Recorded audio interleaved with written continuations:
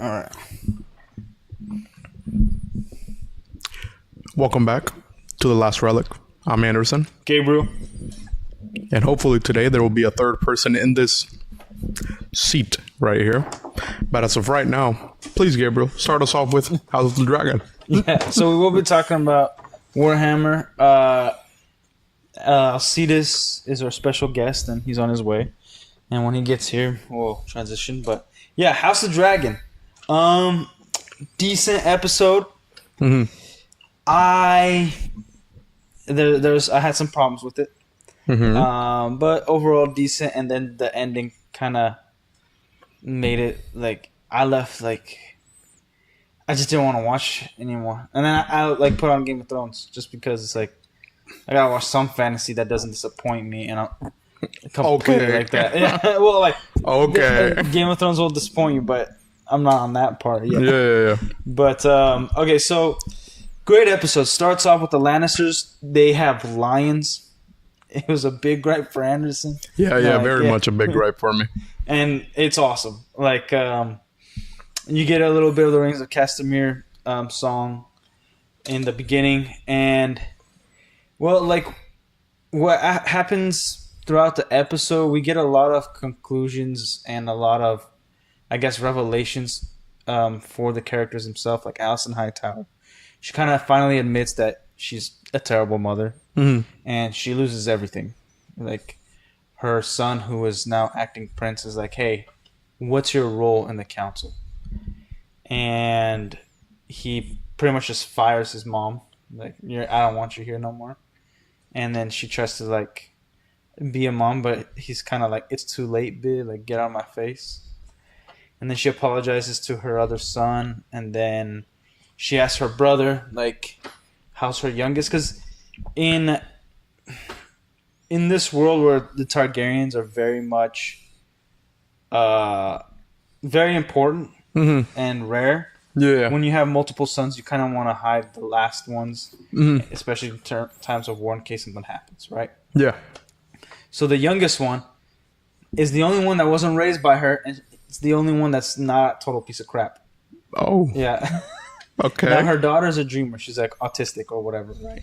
And in the world of Game of Thrones, House of the Dragon, dreamers are like they could see the future and the past through their dreams, not only their dreams but like visions and stuff like that. So, and it might be small things. It might be things that just come up. So that character, you really want, like, man, she's the best character in the entire show. She's sweet. Yeah, she's not. I hated the part where like she kind of gave up her son to be slaughtered, and like point like that's him, because then they would kill both the kids. And I get it, but still like sucks. But either way, she's just a nice girl, right? Yeah. So how the previous episode ended. Queen Rhaenyra and her son were like, "Hey, bastards for Targaryens are called dragon seeds, or people that are descendant of the Targaryen line, but aren't like full blood Targaryen, right?"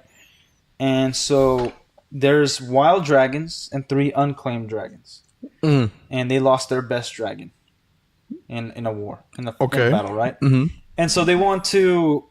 That's how the episode ended, and like that's kind of a mad thought. He's like, it isn't the craziest idea because they are desperate.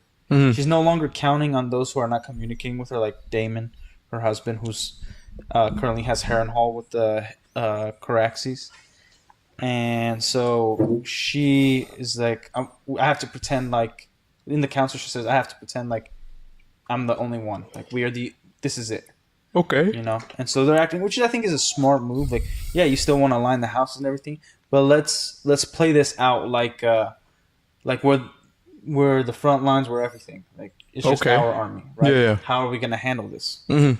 So they call one of the King's Guard, who they found out that like his grandmother's grandmother's grandmother was like a Targaryen, and it was like, we would like you to claim a dragon. You know, and I could see that some people would have a gripe with it, where because he was like, I'm honored, like let's do it, and Some people would be like, "Oh, why didn't he like reject the notion?" Mhm.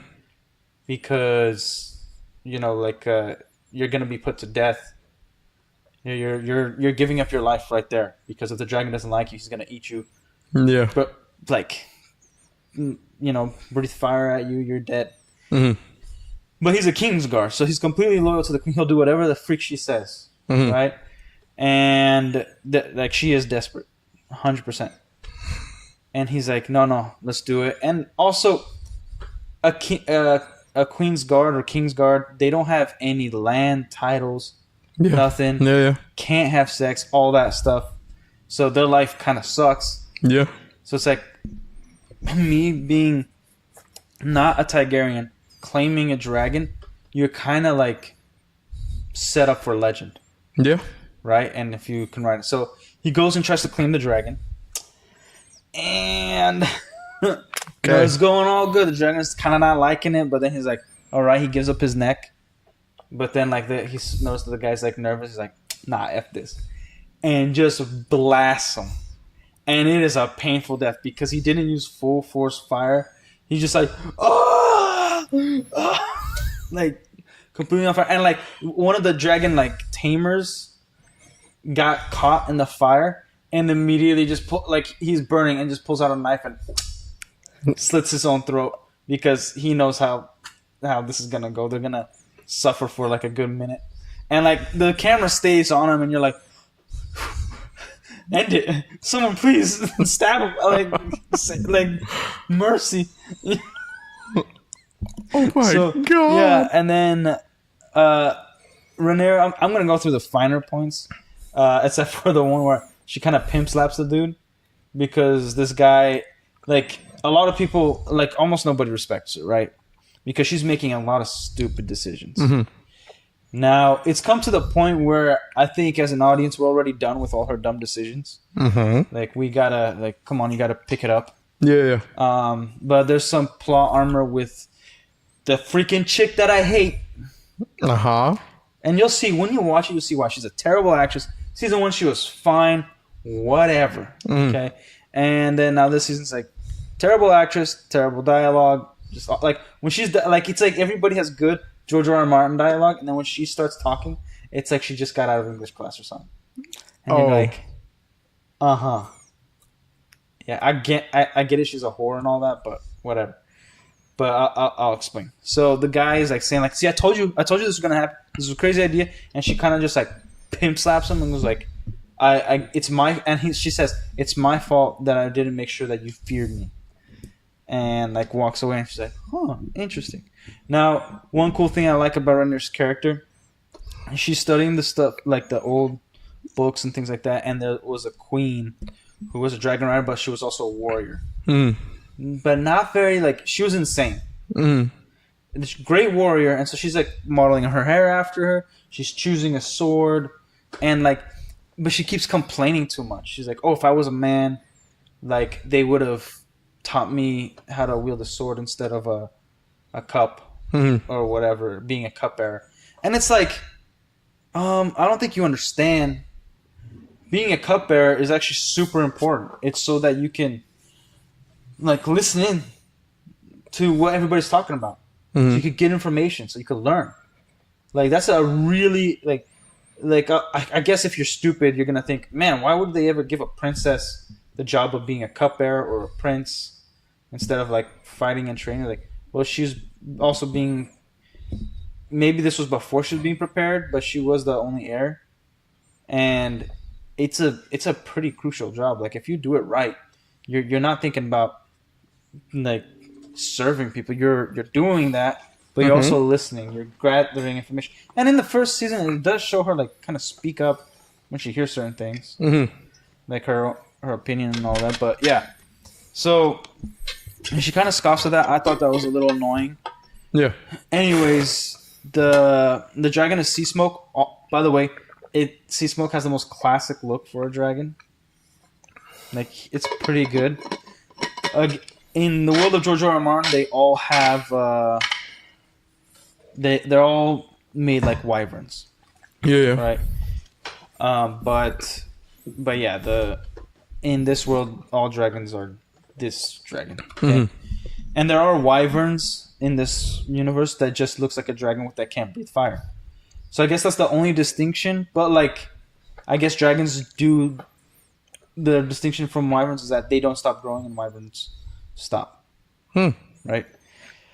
But regardless, so in the episode we get to know a dragon called Sheep Stealer. Not really see it. We just see a bunch of burnt sheep. So the chick that brought the 2 baby dragons to the Vale, she notices that, like, when she's walking with one of the kids, one of her nephews, there's like all the sheep that's burnt around.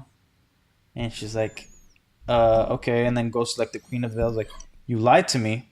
You should have told me that the reason you wanted a dragon because there's a wild dragon here killing all your food. And like, she's like, yeah, kind of deceived you, but whatever.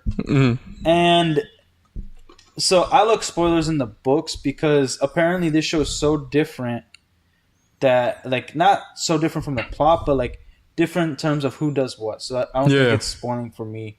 Anyways, and also I've been disappointed by Game of Thrones that I'm okay with some spoilers, you know. Yeah. And we hear the endings in Game of Thrones, anyways, especially by Joffrey. He's like, dude, her own dragon ate her, like right here. Isn't that cool? And like the queen like was like, oh, okay. But so yeah, like I think so. They're gonna take out. Here's the funny thing: they're taking out a girl called Nettle, right?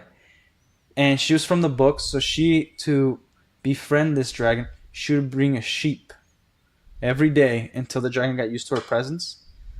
And apparently, I think she wasn't part of any Targaryen blood or Valyrian blood. And she eventually rode the dragon. She became its rider. Because, like, yeah, and like it's dangerous to even approach a dragon, right? So, I think that's what they're gonna do with her. Now, here's the funny thing: the chick, the character that's Nettle in the books is black, right? And they made this whole big deal about being diverse, that they needed diverse characters. Did they change her to white? She doesn't exist, and they made all the Valyrians black, which they're supposed to be white with purple eyes, just like Targaryens, and Targaryens don't have purple eyes, but maybe some do. And they're supposed to be in Old Valyria, but the Dragon Lords were the Targaryens, and they were like a lower class of people too. The Valyrians are like of Old Valyria; they commanded that realm. But also for the show, they changed all the characters black. Now, for the show itself, no problem. Like, it's the actors they pick pretty dang good, solid. You going into it, if you never read the books, it's not a problem. But you know what they were trying to do. Now it's starting to get a little more like girl power-ish because of the last scene. So one good thing that this show focused on was the small folk, not the free folk, but like the people of King's Landing. Yeah. So they close the gates so people don't leave, but they're starving. There's no food, and in the past few episodes, they've like focused a little bit on it, and it's nice. You get to see like the struggles and everything, and there's a lot of things that weren't subtle, but they're really on the nose. So like Rhaenyra and her lady friend, the whore, who's no longer a whore, whatever she is. I even forget Versinia, whatever her name is. She sends like somebody to whisper throughout the city. So, you know, people are like talking like, man, it was better when King Viserys, you know, Queen Rhaenyra, it could have been, maybe we wouldn't be starving right now. Because that's the thing, even though they might be starving because they blocked the ships from going to deliver the food, it doesn't matter. Like, whoever's in charge, that's your boss. Like, they're supposed to be taking care of you. Yeah. And you're to blame. It doesn't matter if it was somebody else who's preventing food from coming in. They're preventing it, but you're not bringing it, you know? And then there's like a lot of cool shots. I think they should have, like the dragons, even though they should be eating better than the people during wartime, they have like the sheep in the streets to carrying them in a carriage while everybody else is starving, and they're like, the freak, like, you could slaughter some of these and get some freaking meat, you know? And they've been eating fish for like, I don't know, like 2 weeks or so, and that's all they can eat. But then, and I have some, to me, there's a lot of logistical issues.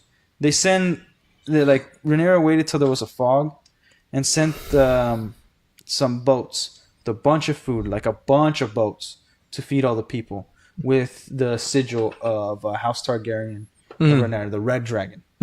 Because the Greens, the High Towers, they have the green sigil with a gold dragon, right? And so they sent these boats, and great, like the small folk got it, but there could have been a lot of issues, you know, like if it was a night out in patrol and commandeered these ships, could have changed it to be like, oh, Aemond, Aemond, yeah, because your prince, king, regent, or whatever it's supposed to be called, or consort, king. He's taking care of the small folk. He cares about his people. That could have happened, or also, I don't know, the ships could have crashed into one another, floated somewhere else. Like I didn't really buy it that they would all be like so perfectly like, yeah, you know, and. If there were like, there's dragons in the air, so it's pretty risky thing. Like, if you're gonna bring a whole big ship far out and then send a bunch of tiny ships, how big are these ships? How did they get there? That to me was like, okay, it's nice that they got there, but creates a problem. It's not perfect, right? Yeah. So okay, that plays out. Queen Rhaenyra still again complaining about nobody taking her seriously and stuff like that. And her son there is like not a knight, but he's the heir, but he's been in battle and things, or whatever he's supposed to be. He says, he's like, yeah, people see me as like a woman, a mother, and not really a queen. He's like, well, I see you as both, so that counts for something, and I'll always see you that way, right? And I guess I'll see this here. All right, so I'll tell the people. So, one issue is that... Oh, I'll see this. What up, man? Hurry up! What you guys doing? Alright. Take a seat. Alright. Take a seat, big man. We are currently live. That's cool. It would have been easier if you walked the other way around, but okay. No, I'm just doing a recap of House of the Dragon right now, the latest episode. I see. Okay, so this Alcides. Mm-hmm. You'll be talking about Warhammer, right? Yes. Okay, awesome. For the little knowledge I have. All right. Well, as I was telling Anderson and our 0 viewers right now, the ending of House of the Dragon. Now, big problem. This Visenya chick, or whoever she's supposed to be, she has full-on plot armor. They're not really laying any foundation for her. Like, the way she got to where she is was like in a matter of a week. She was her prisoner last week, and literally in the timeline of a week, she is pretty much almost her trusted advisor. It is ridiculous, and like the thing she does isn't. It's really risky and could backfire like crazy, and also there's no reason for Rhaenyra to trust her, even though she saved her life once, because she sold the king back to the High Towers, and that way they usurped the throne from Rhaenyra. So just from that, boom. Before that, when Daemon was trying to somewhat usurp her status as the heir to the throne and claim Dragonstone as a different kingdom, she was Daemon's fiance, who is now Rhaenyra's husband. Right? So also Rhaenyra's husband's ex. Okay. Also, she facilitated in a bunch of stuff to sell information to the High Towers against Rhaenyra. But now she's with Rhaenyra, and like Rhaenyra's just like forgiving her. Like, she's not a person to be trusted, right? And terrible acting. They didn't. they make it here. I'll get to it because she just pisses me off. But so the dragon Sea Smoke, he's left the cave because he was pissed that they brought somebody who didn't qualify as a rider, right? Dragon goes, but the dragon. So the original rider, they faked his death because of two things. He couldn't perform as Rhaenyra's husband. Mm-hmm. So that's why all her kids are bastards, because he's gay. Mm-hmm. And that was their agreement from the get-go. Like, hey, we'll be married, and then we do our duty. We bear children because we need Targaryen children, right, in the world. But you also will both pursue our own interests. You go with your lover, I go with mine. That was their agreement. But he couldn't rise up to the task, as you can imagine. So then they fake his death. Mm-hmm. Okay, but that means he abandons his dragon, which, first of all, really unheard of. Anybody who's a dragon rider abandoning their dragon, but nobody knows other than Rhaenyra and Daemon, right? Unless Daemon is the only one that knows, and Rhaenyra doesn't even know. So Sea Smoke is like, the dragon flies around and he like cries out like he's lonely. He misses a rider, and they make the dragons are supposed to be more intelligent, but. And I'll probably talk about the House of Dragon more on another episode. But then, and this is a quick recap, but at the end of the episode, right? Mm-hmm. So, actually, when Sea Smoke is out, he finds one of the bastards of one of the main Valyrian guy, right? And it looks very similar. He looks very similar, even the hair, to his old rider. And he like the dragon picks him. But he's a bastard. He never even thought about having dragons, nothing like that. But now he gets to ride a dragon, right? And so, well, that's an easy way of getting one. Yeah, and so he's just like a regular like fisherman type dude, nothing. And then a dragon just picks him, like keeps like hitting him, like flying. Everybody's freaking out, and then he runs in the woods trying to get away from the dragon. The dragon just pounces on him, and then it's just like looks at him like. Kind of like hugs him with his face, like come on, we're partners now. Pretty much, yeah. So, okay, fast forward a little bit. The scene where Rhaenyra is in her room, which anybody could really get into, by the way. Nobody locks the doors, and then the chick is there. Now they're talking, and she's talking about respect and whatnot, as like she's like confiding information to her. And then the chick says to Queen Rhaenyra, like, talks about how her father raped her and found out when she was like 12 that she was carrying her father's child. So then her father like cut her open, left her for dead to kill the child so she can't bear sons, things like that. And then Rhaenyra goes like to give her a hug for comfort. And then they're like, I'm like, they're hugging for a good minute. And then the freaking chick just starts kissing her neck, and they start making out. And I was like, there was no setup for this.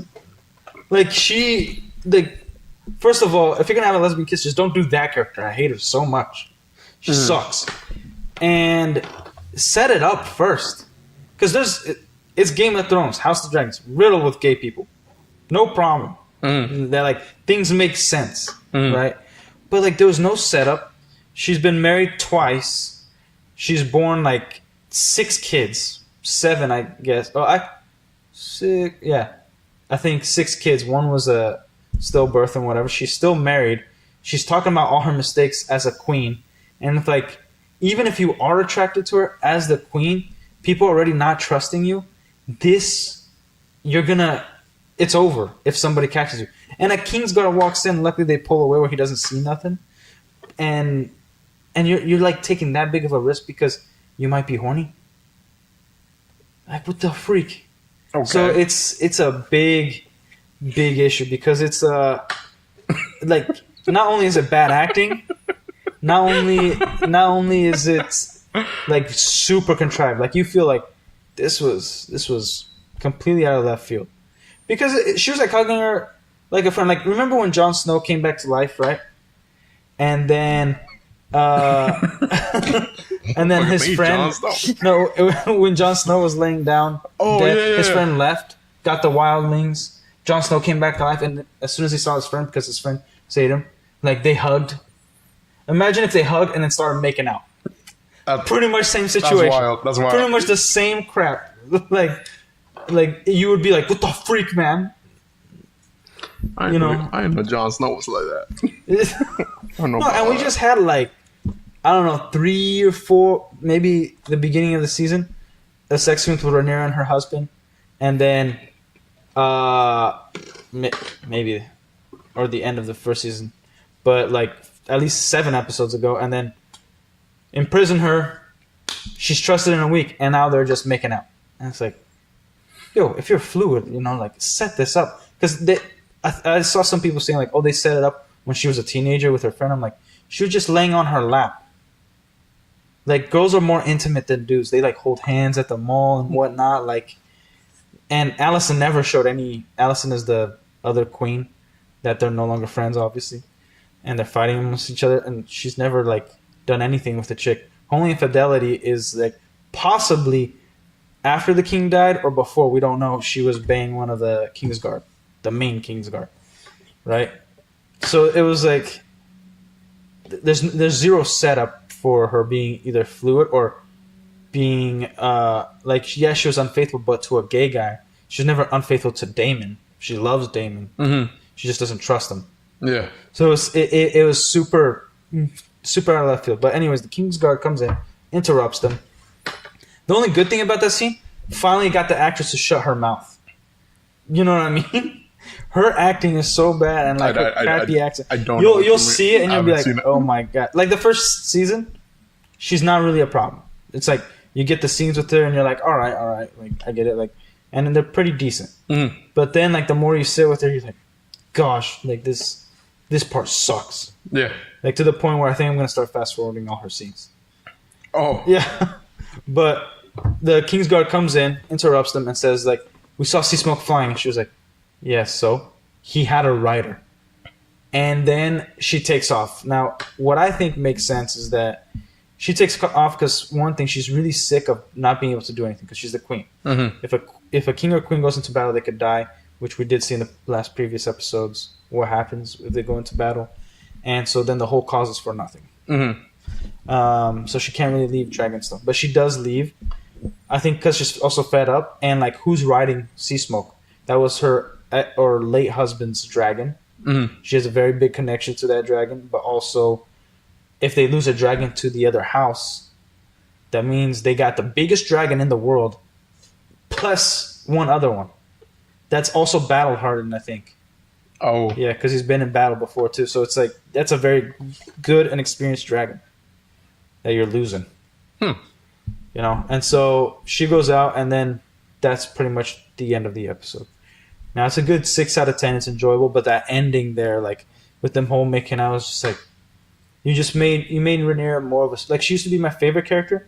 Now I just consider like her super dumb.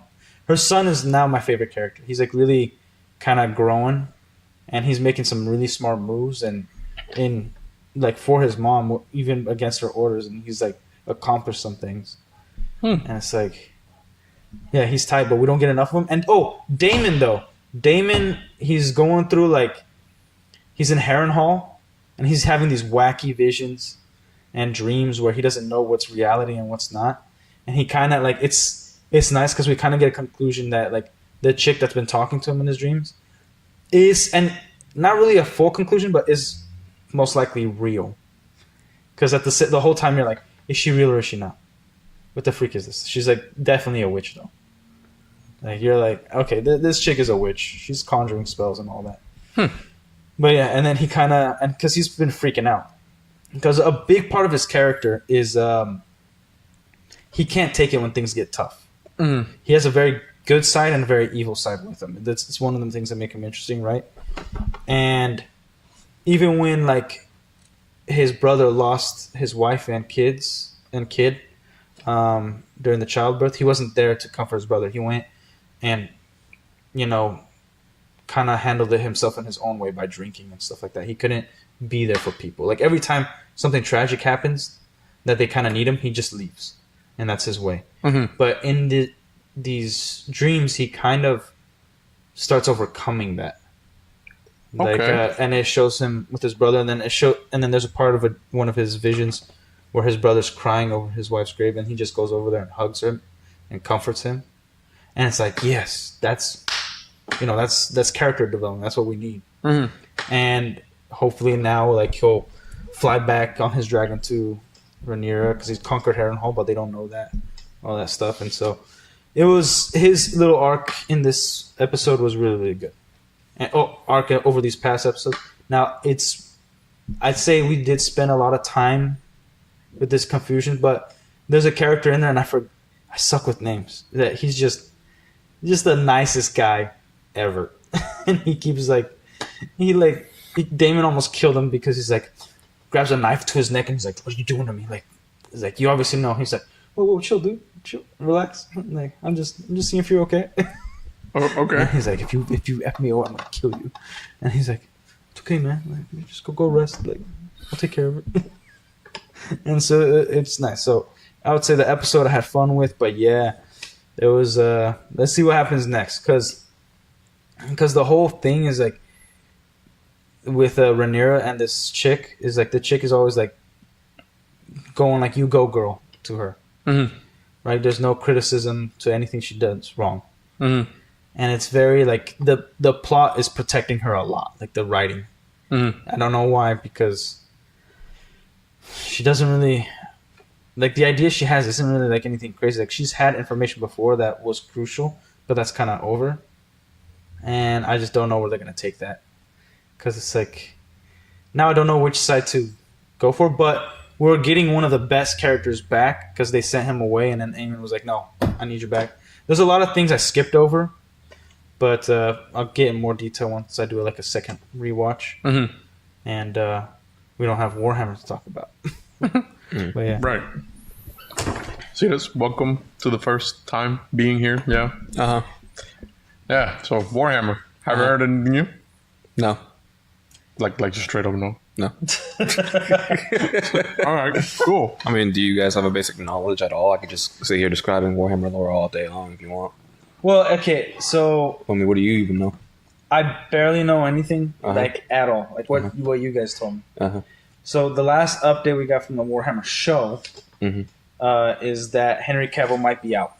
You know, but it's not confirmed, and it's because of this whole female custodes thing and the politics that Amazon is trying to push for. But I don't know if I'm into Yu-Gi-Oh! I was into Magic. Magic was like every month a new set came out.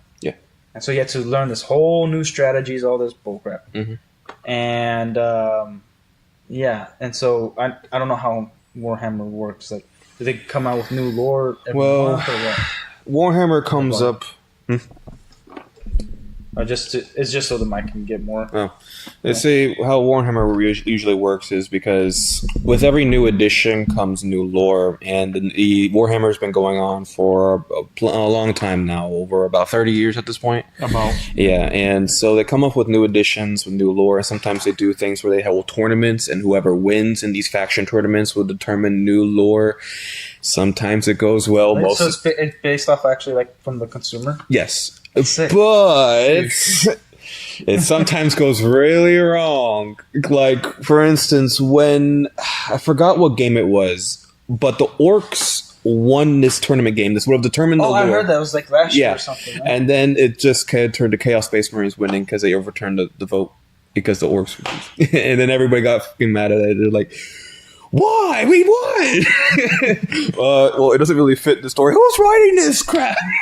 Yeah. And then the latest one that happened was the Terminates against the Space Marines, was it? Yeah, it was Terminates versus Space Marines. Terminates won. Yep, Terminates won. But that was kind of expected, not gonna lie. Like, nobody's really mad at that.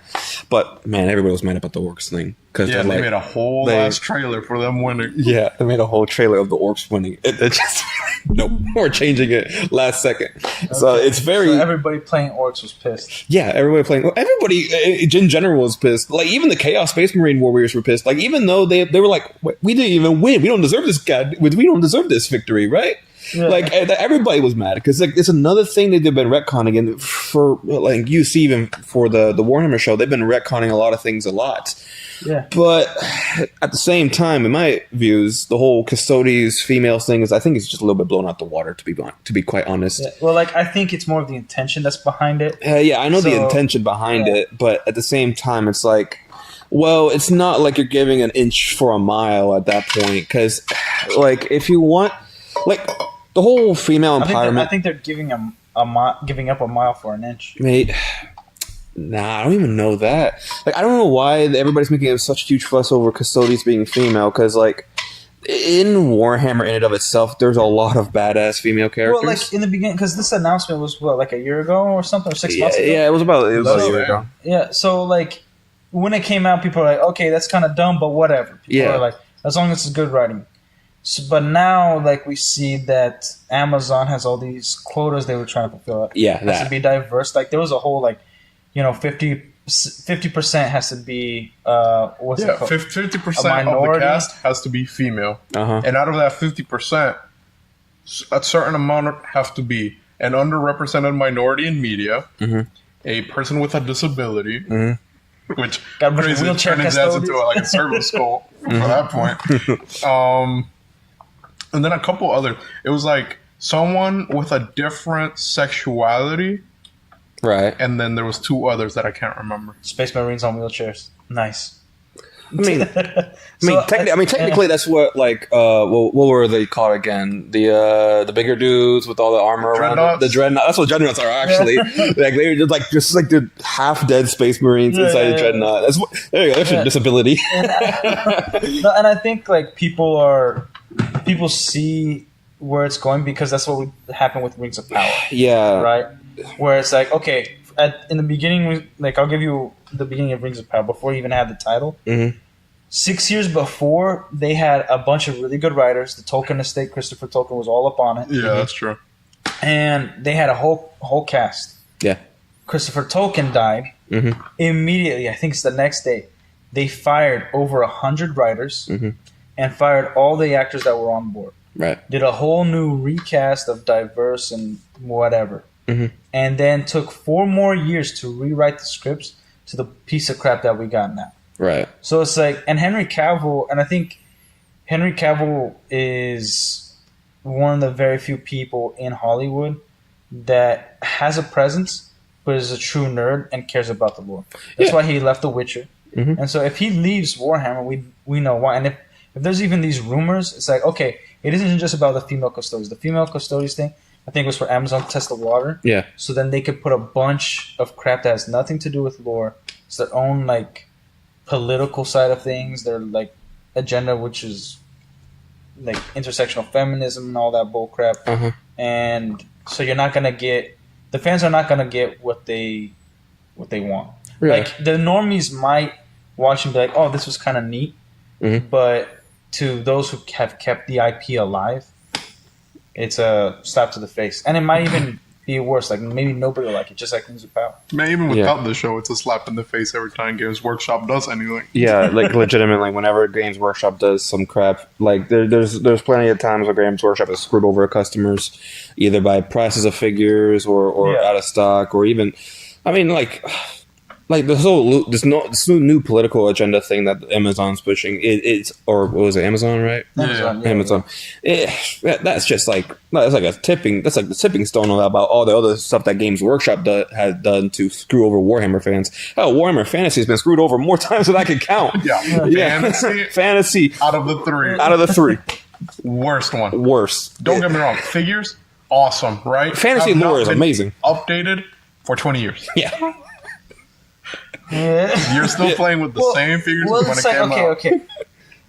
Like, here's how I'll look at it is like, okay, if the fans might be getting screwed in terms of getting new stuff and maybe the story not being as cohesive as it should, but at the same time, it's also a tabletop game where you guys can determine how something works, how to go forward with it. So it's not really like when you put it into a storybook, not a layout of history, but like a true story. Yeah. And you put it out into a media like TV show or a movie, then that kind of solidifies a certain lore and what it should go forward. Then then I can understand that. I think that might be the problem, because it's like, oh, we had the tabletop game and everything was good, but now this is the official. Now this is what people are seeing, that what Warhammer is, and it's not. And it's gonna. And I think how it screws over the fans too. Mm-hmm. It's gonna bring people to the Warhammer tabletop game that you don't want there. That like they are not fans of Warhammer. They want Warhammer to change to what they like instead of coming in there because they like Warhammer. Yeah, you know, we see it with a ton of stuff like Star Wars. That's what happened. All the fans now are people who never liked Star Wars in the first place, and now it's turned into like gentrified girl boss bullcrap IP.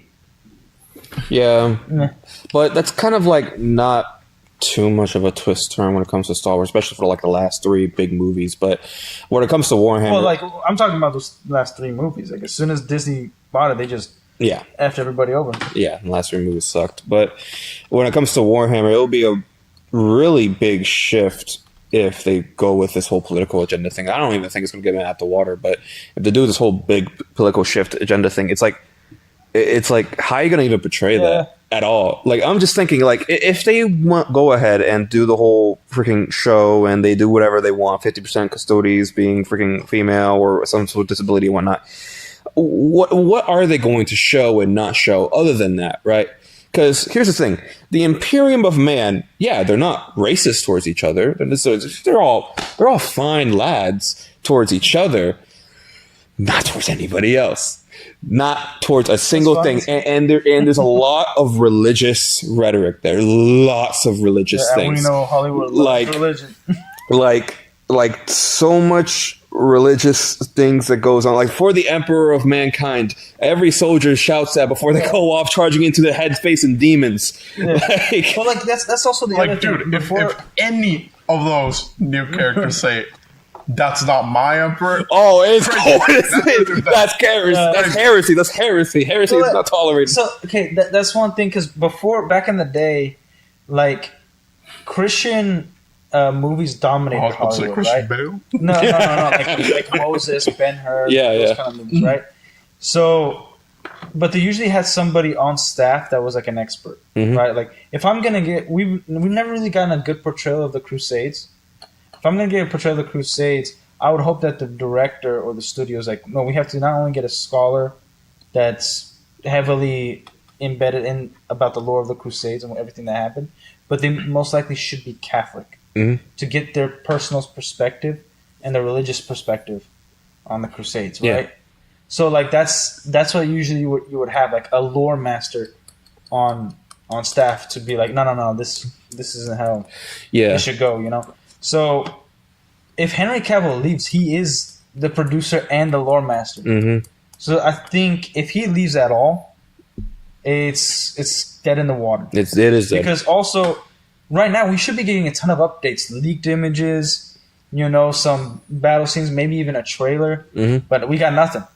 So, like, that tells me, I'm like the conversation is dying. It is. Like, I don't hear anybody talk about Warhammer, other than people who are into the tabletop game. And then, like, mentions of, like, oh, the show might be good, and then that's it. The show's not going to be good. No, it's not going to be good. And that's the other thing. It's not like we even heard other people, I guess from Gamers Workshop or whatever it's called. Yeah, Games Workshop. Games Workshop that is involved in Warhammer being on set or anything like that to help out Henry Cavill or anybody else. Henry Cavill, at least he's proven to the fans that he cares about it. You know, he currently plays the game. I guess not the current iteration, but he's into it. Yeah. You know? Oh, he's pretty into it. Oh, yeah, he's really into it. He loves Necrons. Actually, I think Custodes is his main faction, right? Yeah, Custodes is his main faction. He likes to dabble in other armies, too. So, like, he's into it. To the point of, like, he's almost lost roles because of how much of a nerd he is. Like, I think he was playing World of Warcraft, and that's how he almost lost the Superman role, because he got a call from Zack Snyder. Where he's like, nah, I'm playing World of Warcraft right now. Yeah. And he's like, oh, wait, I'm about to be Superman. And then answers the phone, like, yeah, I'll be Superman. And then goes back to World of Warcraft.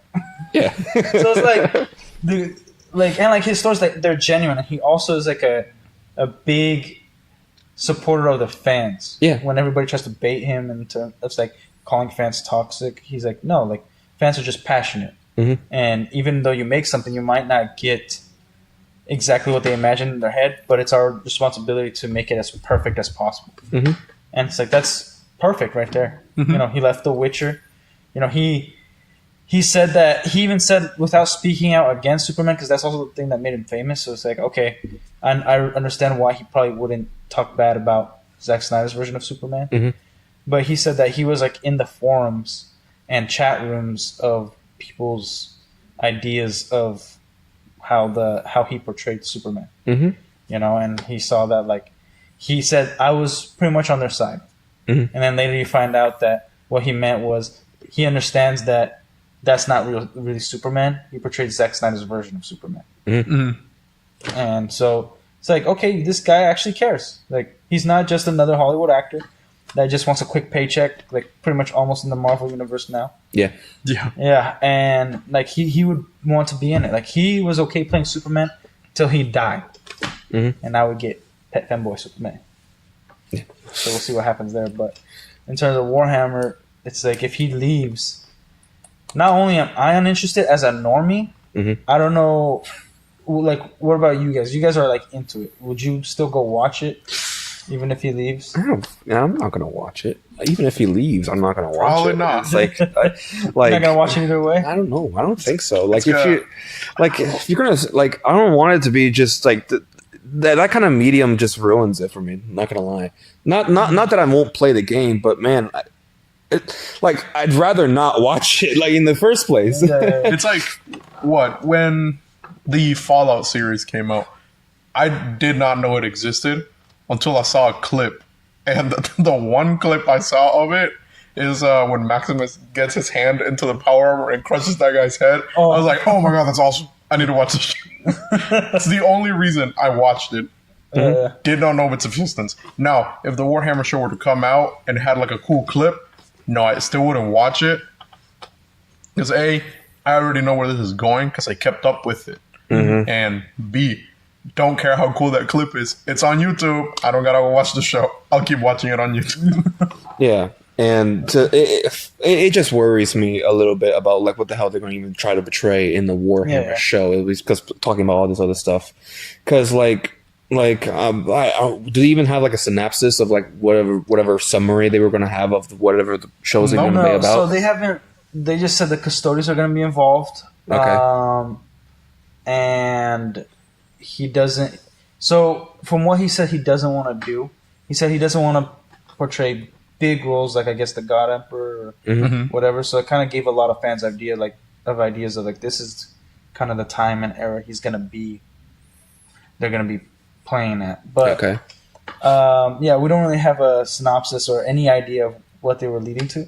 But here's my side of it on whether somebody should watch it or not. So, like, I'm watching House of the Dragons, right? Mm-hmm.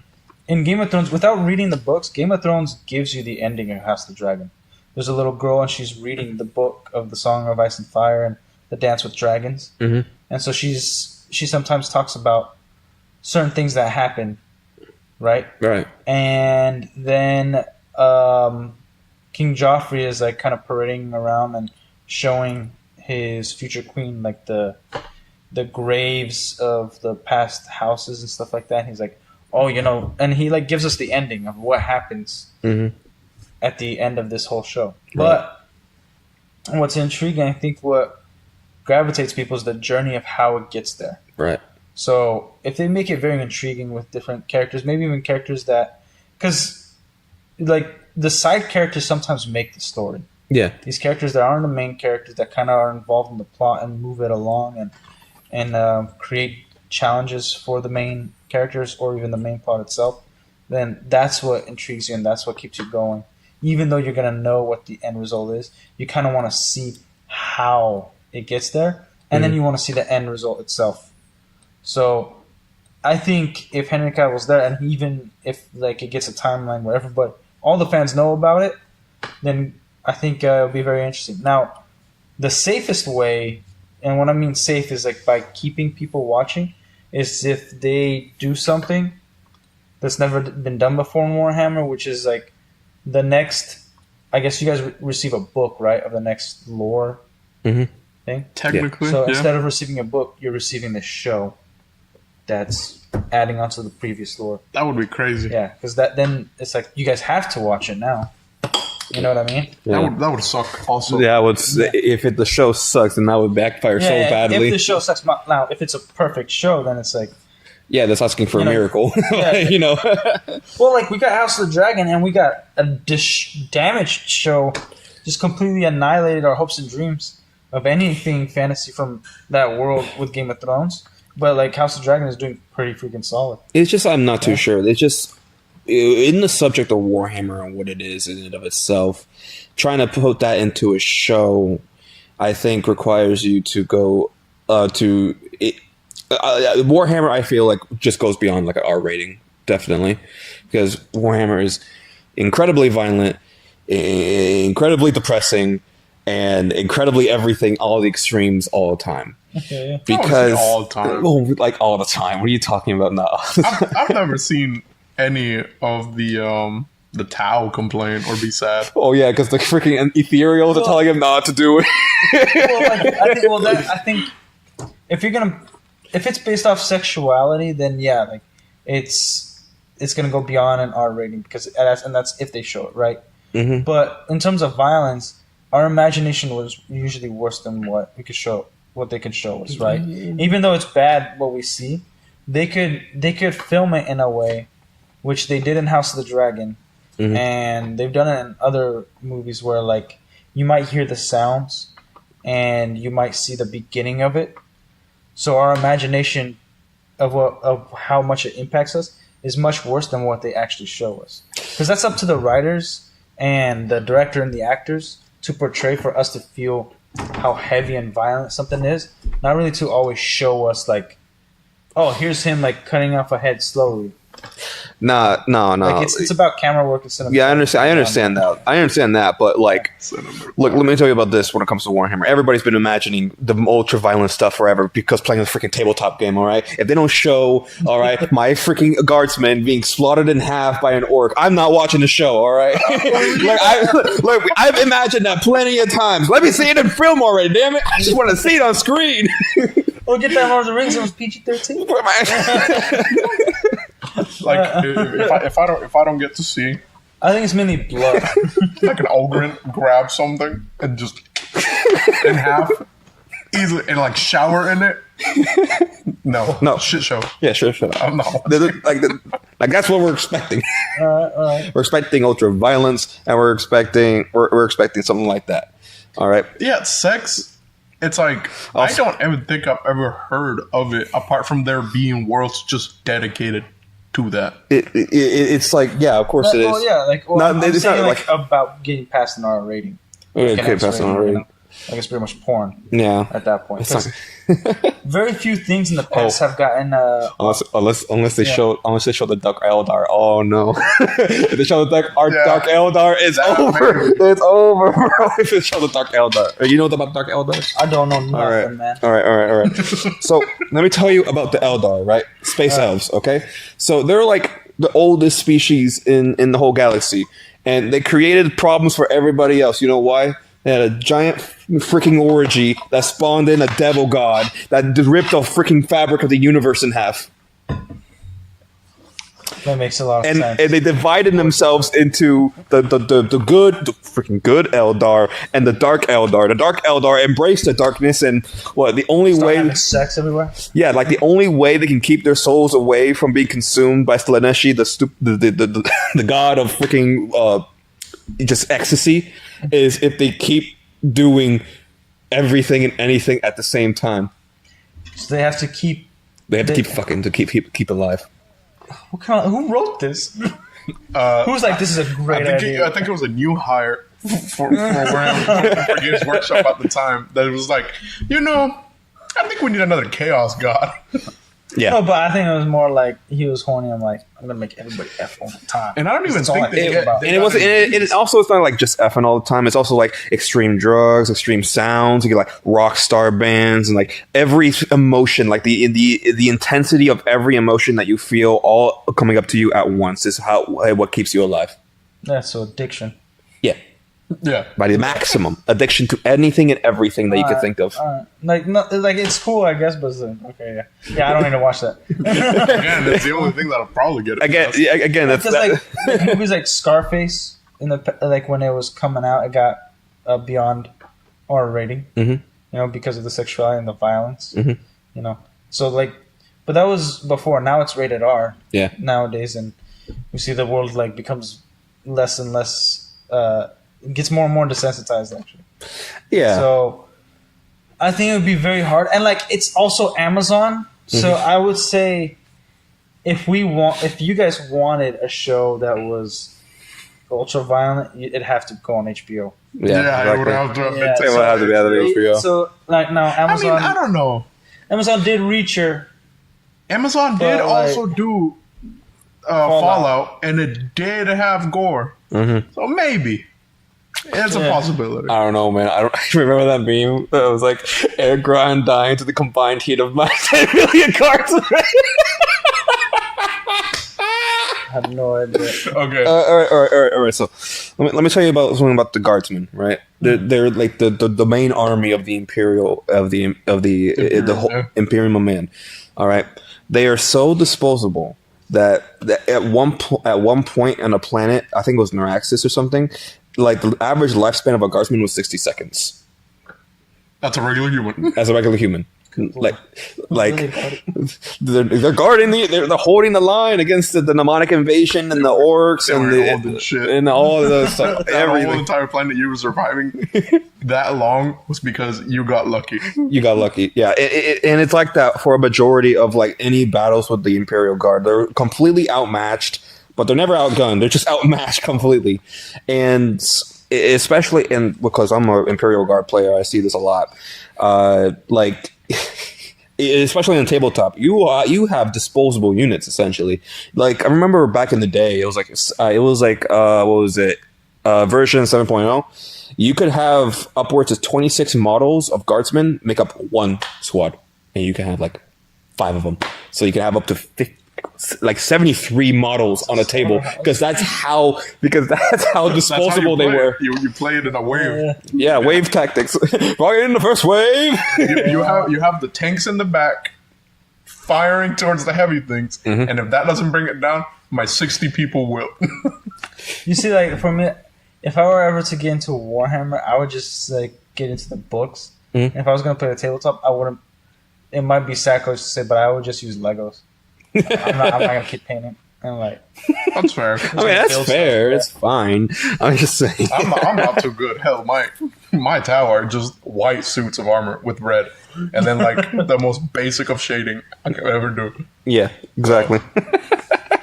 I would get the dragons though. Those dragon statues are pretty cool. I've looked up the fantasy ones. Yeah. Mm-hmm.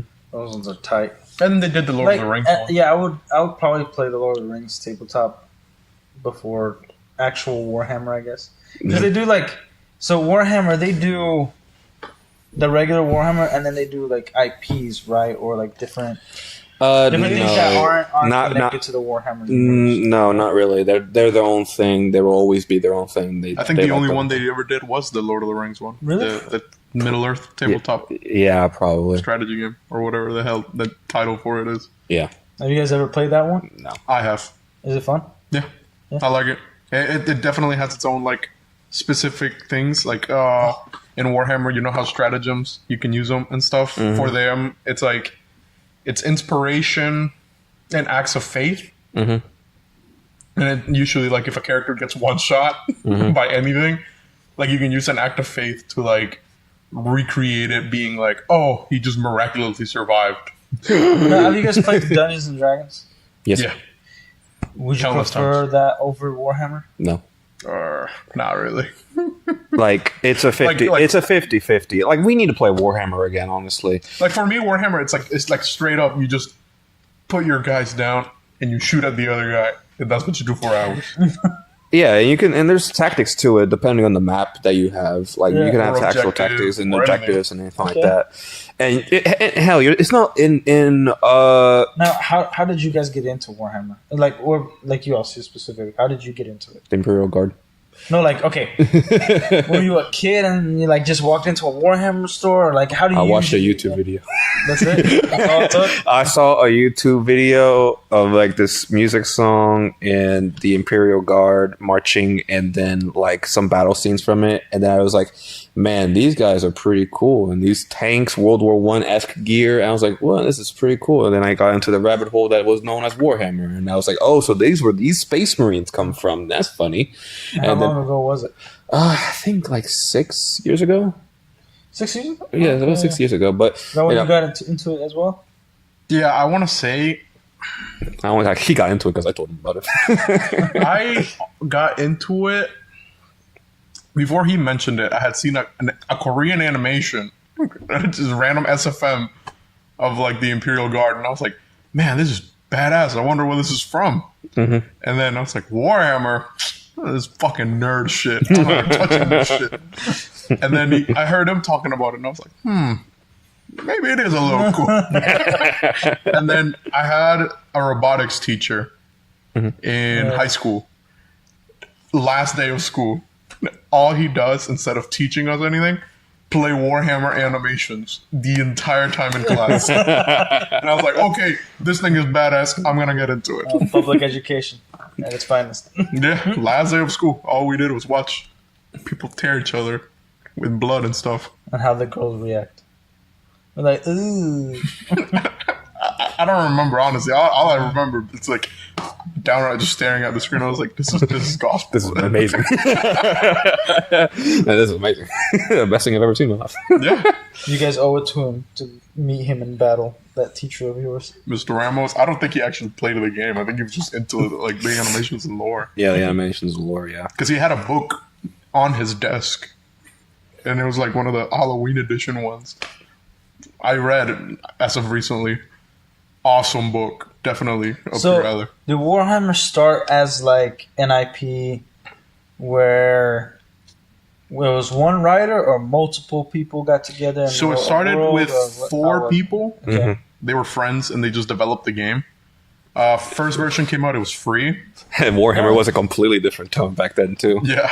Like it was like just a what was it? Like a cyberpunk British stuff. Yeah, it was closer to D&D than it is like the game it is now. Mm-hmm. Have you guys played the original version? No, hell no. That's way too old. That's way too old. Yeah, and half of the models were that don't even exist anymore. Like 1980s, bro. And you guys know the year that it came out? I want to say 76.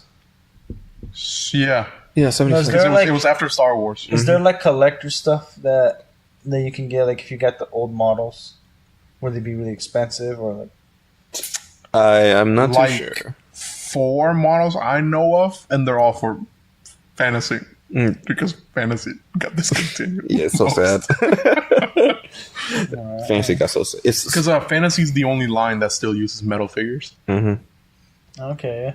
But from what I know, if you're like looking for like a collector's thing, like the only reason people don't really buy older models is because, well, kind of ugly. Not that, and like why the only reason you would have it is for nostalgia, and because the game's progressed so far, anybody who has that sort of nostalgia are already spending their money on the newer models and the newer stuff, and it keeps progressing from there. It's not really like a reason to buy the other newer older stuff. models more expensive or like cheaper?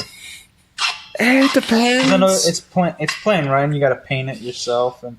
Sometimes there are pre-painted models, there are not, and you can buy the models. Are there any rules about the dimensions of the models, what they have to be? Because I've heard a lot of people like have their own 3D printer, and then making their own creations and whatnot. And Warhammer is very strict when it comes to. I mean, Games Workshop is very strict when it comes to official tournaments in Warhammer. What you can actually bring, like they want, like I was, they want their own products. They want their products on the tournaments. But when it comes to casual matchmaking, not really many people give a damn. Like you could probably just put a whole bunch of just plastic stuff and just go against each other. Though it's like.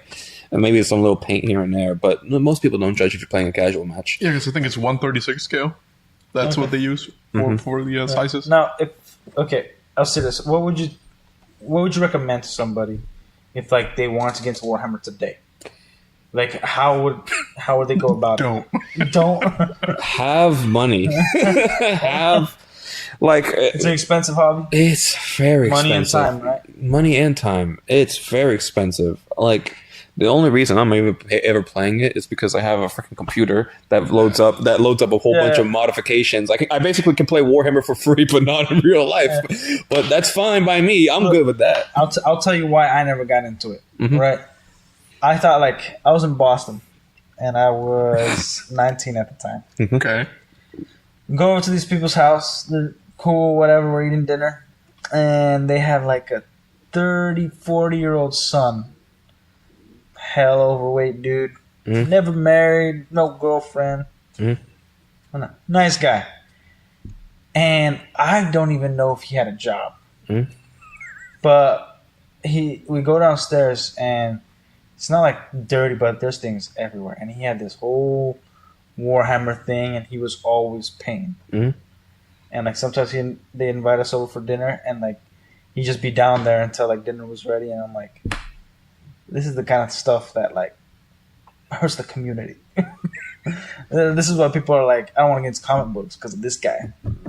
And I was like, oh, dang, I'm never gonna get to Warhammer because I don't want to end up like this. It's like the dude like I remember he showed me like this tank looking thing. It was like this big, and I'm like, man, that looks pretty cool. Like he's like, yeah, I painted myself. I'm like, how long did it take you? He's like, oh, like 15 hours straight. I'm like, what? It was super detailed. Like it looked like professional work, and he had like 50 of them. And it was like this thing. It had like a cannon and just two long robotic legs. I don't know if that rings a bell. I know exactly what it is. Okay, yeah, you know. So it was like, yeah, it's what, you don't remember the walking churches? I don't. This was back in 2014. Yeah, they had those nights. They had the nights. They had the nights Something back in like 2014. that. Yeah, something like, I don't know. It was crazy looking. And I'm like, oh, that's pretty cool. And he usually did like a lot of like warriors, like I guess mages or whatever, like magical creature things. Yeah, psychers. Psychers.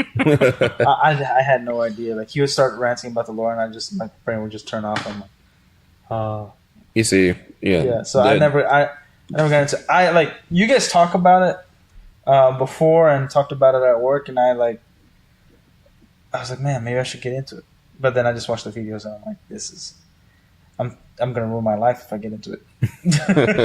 Yeah, it's a lot. It's definitely a lot when you do get into it, but there's starting points you can go about it for sure. You don't have to get into every medium of it. Like, to be honest, when it comes to the Warhammer and getting into it, when it comes to the story of Warhammer, it's very up to interpretation per person. And how I enjoy Warhammer is I like my army. I like looking at the Imperial Guard lore, and that's how I enjoy Warhammer. Is going through that lens. Have you guys ever played a competitive match? Never.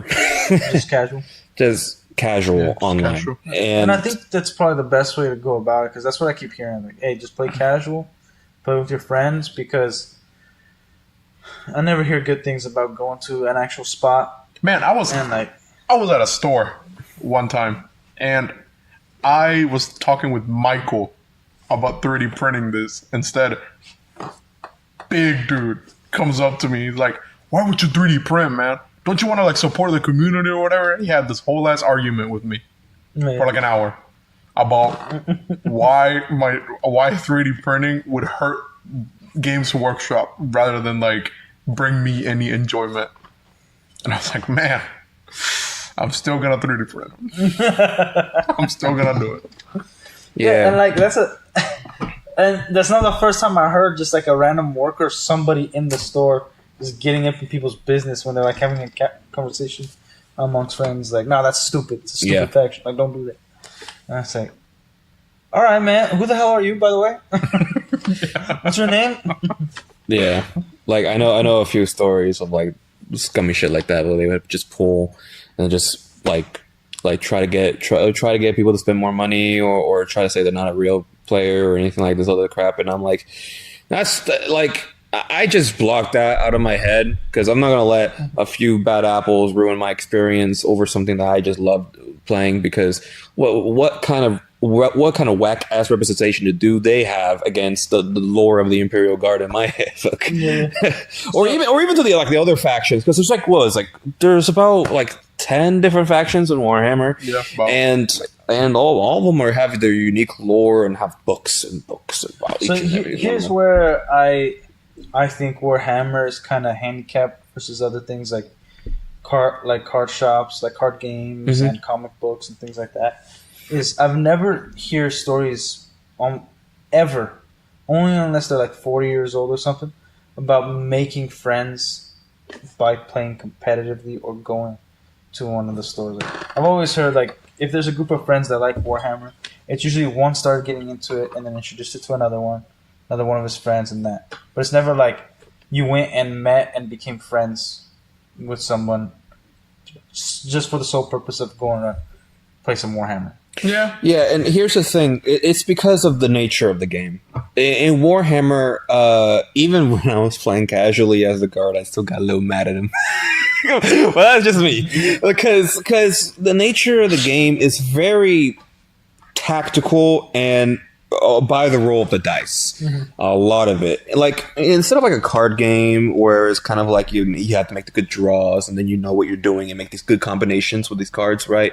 In Warhammer, you pray to God that you move your troops the right way, or if not, you can see them falter slightly every time, and then you try to shoot back and they're not doing anything, and then you just launch artillery and it does nothing, and you're like, well, what the fuck did I just bring on the table here? I can't call reinforcements, this is it. It's over. Is there Warhammer video games? Yeah, there are Warhammer video games. There's plenty of Warhammer video games. Are they just like the tabletop game? No, not at all. What are they called? Out of War? Yeah, that one. Yeah, those are sort of like the tabletop. Yeah, sort of. So I have two theories. First, I don't think there'll ever be a video game that Games Workshop approves and makes a Warhammer video game that is just like the tabletop games, because then they would start losing money. Yeah. Because the second thing is, if they were to do that, the game is practically dead. Because now you can just buy a game and play that at any time with anybody, right? Yeah, that's what I already do. I do it with some careful calculations and a lot of modding. There's a lot of people who really don't like Games Workshop scumminess, and they've done a lot of things to go against that. Man, as of recently, this dude, right? Third-party pieces for him, right? Maybe you wanted to add a horn or something on your mini, right? He was just selling them. Got hit with 12 lawsuits by Games Workshop for copyright. You kidding me? Adding up to $60,000, I think. F that, dude. I sue them back. I'm He's still in the process. This is also the other thing I keep hearing about Warhammer. It's the property where I've never heard the fans be so loyal and hate so much the owners that create the game and actively fight against them. Because I keep hearing people whether it's 3D printing or creating a whole different lore book or rule book, there's a bunch of fan stuff and that multiple people prefer. I think there was this whole wave of back a few years ago where everybody that was playing Warhammer wasn't following. Somebody made some crazy, really good rule book or something like that. Yeah. And they weren't following the game at all. And Games Workshop started going nuts because they're the freak is our money. What's going on? Yeah. Actually, the company was one-page rules.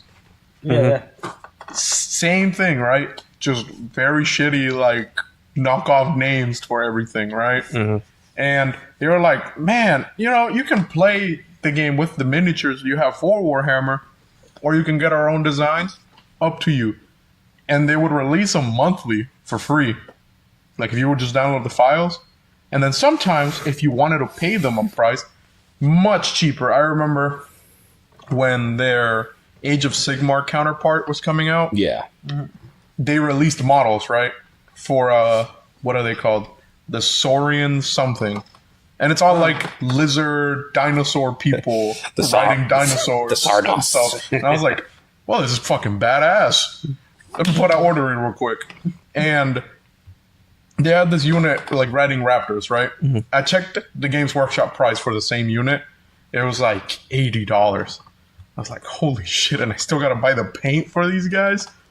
And then I checked one through. Oh yeah, $5 if you want just the models. If you want us to print it, $25, we'll send you all 6. I was like, awesome. Well, these guys are awesome. and I bought them. I haven't painted them still, but I bought them. And yeah, it was like a lot of people are still doing that, and other war games keep coming out that just go against their model. And their whole model is the more you spend, the better you get. Just saying. It's like, that's why in my faction, the Tau, not a lot of people own the Supremacy suit. Like, it's cool, don't get me wrong, and it's very strong in game. Mm-hmm. But I'm not about to spend like $1,000 just to complete the thing. Yeah. Because it comes with no arms. You have to buy the arms separately, and they're $250 each. You kidding me? Yeah. No. What's the point? Why not just add it to the whole price? Even if it's going to be a ridiculous price, at least like you don't have to make multiple orders. Because we're Games Workshop are greedy bastards. that's like the end of it. Like you want a good unit for your army, you're gonna have to pay good. That's how you is. That's pay to win, sort of, and it's ridiculous. It's completely ridiculous. So you've got the people. Look, let me tell you this: the only reason the people are like the reason there's a divide between the people who are like vehemently defending them and people who are vehemently not defending them is because one side paid for the goddamn models and the other side didn't, and so they don't want to feel. So the one side wants to feel like, come on, I spent $1,000. I don't want to die on this hill, please. I don't want to be wrong for buying this much shit. That's why they're like defending them, because they don't want to feel like they just spent their money on a bunch of shit. Like that's why there's such a divide between that. There's the people who paid and people who didn't. That sucks. Mm-hmm. Yeah, it sucks. It does. So like, to be honest, I think you have to be inspired to get into Warhammer, because it doesn't sound like it's worth it. Well, how do I say this? The IP in and of itself, just Warhammer, you can get into it without all the Games Workshop stuff that happens between them, or all the Warhammer tabletop stuff. You can get into Warhammer without the tabletop. And that's how I got into Warhammer. I got into Warhammer without the tabletop. I got into Warhammer playing the video games. I got to Warhammer pirating stuff. I got to Warhammer just learning the lore in and of itself.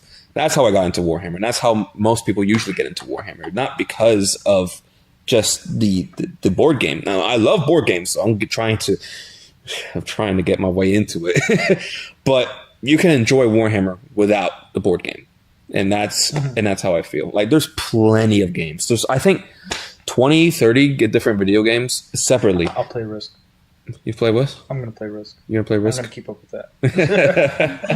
Yeah. But, oh, yeah, don't worry. We'll play Risk Game of Thrones. You'll play it. No, you want to play it? I'm down. Yeah, I'm down.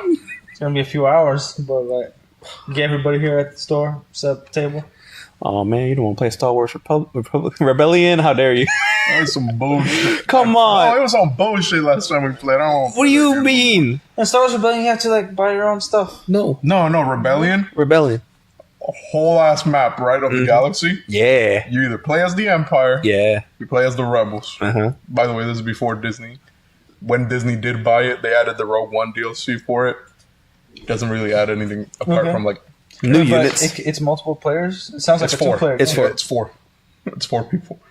2 people for the Empire, 2 people for the Rebellion. Mm-hmm. And your whole point as the Empire, destroy the Rebel base. Yeah. Find where the Rebel base is. Mm-hmm. Rebels, sabotage the Empire, bring it down, hopefully. Yeah. And it's actually pretty fun. It's also bullshit sometimes. It's fun. What do you mean bullshit sometimes? It's bullshit. What do you mean it's bullshit? No, it's not. What are you talking about? What are you talking about? Cheapest ways to win. What do you mean cheap way to win? And how come I got the Death Star and I can only destroy 3 planets? Because there's only like, well, to be honest, I could strategy, dude. To be honest, I could probably just like buy the game twice and we just double up the cards and units and everything. Fucked up. No. What do you mean fucked up? We're not. No. That's way too much. Can't modify what do you your own mean? game. It's not that. It's not. No, we're playing Risk. Actually, Star Wars Risk is pretty good. It's just how many versions of it are there? The Clone Wars one is probably the best one. What was different between it? It's just Risk. No, okay. Risk. No, it does add actually other things. Like the Battlefield one. Mm-hmm. Yeah. It adds a bunch and of shit. the space, like for instance, the spaceships in Risk, you could actually travel the spaceship before or at the end of your place somewhere, like on the other side of the map. Mm-hmm. Even if it's not connected. And I forgot how to play, but yeah, you got like your spaceships and what you can do with that there. And I'm at Risk Plants vs. Zombies. No. But I remember when I found out that existed. But like also, like I'll just play regular Risk because usually when I play the advanced Risk, everybody knows the rules because you got to read them. Mm-hmm. You got to know the rules yourself. Because then it becomes really competitive. Like Lord of the Rings Risk is probably the most complicated. Like Risk is Risk, right? Yeah. But Lord of the Rings a little more complicated because of the One Ring. Mm-hmm. Yeah. But like it's still Risk. It doesn't go that crazy. Yeah. I might get Lord of the Rings Risk. If anything, a war game to get into that's super simple and still actually affordable is the Star Wars one, Legion. Not only that, but Legion got updated. I don't want it. What do you mean you don't want it? What do you mean you don't want it? This is Star Wars. I want a new game. I'm kind of done with Star Wars at this point. What, you don't want? Wait, you don't want to play as Legion? Wait, you don't want to play as the Empire? Maybe. You don't want to play as? You don't want to play as the Rebels? No. What do you want to play as? Nothing. No. Nothing. And then I guess I'll play Monopoly Star Wars because I have it. Look. Whenever I play war games like Legion or anything like that, I get into it. All right, I'm getting into the faction. All right, my main faction in Legion is the droids. Roger freaking Raj. I love playing the droids. I destroyed this guy with droids so many times. Just do activation. There's just too many to deal with. Unless I bring like 3 ATSTs, there's no way. I was actually looking through my Instagram. I forgot, like, it came to a point and I didn't even notice, but I unfollowed everybody involved with Star Wars stuff. Like even the fanfic stuff that I used to like and people making their own like armies and whatnot. And, like, nah, man, just get into a Song of Ice and Fire. No. What do you mean? That's up your alley right there. I love fantasy, but it's like George R. Martin stuff is very real and very much like I like the political stuff about it, right? Mm-hmm. But it's also, I don't know, it's very grounded to me. You know what I mean? Mm-hmm. Like it does feel like it takes place in the crappiest version of this world, our own world. You know, like, and I'm cool with like that's the thing. They do have parts in their history where like there's peace times or like there's actually good ruler, but so far we don't get any good rulers or none of that stuff. It's just war and that wouldn't make for a good show. I think it would have like someone trying to usurp the throne from a good ruler, like bad versus evil, because it's more like bad guys going against bad guys. Like in House of the Dragon, it's come to the point now where you're just like, I just want to see how everybody dies, because everybody is turning out to be not so great. Who here is less of a piece of shit than the rest? Yeah, pretty much. You're picking the lesser evils, right? But the show definitely wants you to go for Rhaenyra. But like, there's not like Game of Thrones. What it had going for it was the White Walkers, right? That like this impending doom that did, like the throne no longer mattered, and then they did nothing with it. So it was cool that everything was leading up to this. That like it made even these epic fights and these epic battles and the breaking of kingdoms and realms almost seem like it doesn't matter, like it's nothing. Yeah. Compared to this survival, right? Mm-hmm. So stuff like that, like House of the Dragon, it has these elements, but it doesn't have that impending doom. And it's more of like, oh yeah, after this, in a few years from now, there's going to be another king who's going to be usurped, and then more wars and whatnot. Like we know it's going to repeat. Mm-hmm. But like even in real history, we hear like, okay, when a king was usurped or something happened where there was these wars, there eventually came to like certain points where like they became more ambitious. It wasn't just about being a king or queen, ruling. It was like, I want to conquer. I want to force people into my way of thinking. I want to bring goodness through the world, or discover new lands and things like that. Mm-hmm. You know, and fantasy brings in the elements of magic and different creatures, which could lead into a lot more interesting things, like becoming more than like mortal and stuff like that. But it's George R. R. Martin is more of like, who's going to be king and who's going to be a subject or be lesser than the king. Mm-hmm. It's not really like who's going to be more powerful, who's going to create, like, experiment with magic. Can somebody become a sorcerer? Things like that, like different. Yeah. You know what I mean? Because Lord of the Rings is high fantasy. Yeah, I love Lord of the Rings. It's very simple too. It's Game of Thrones is low fantasy.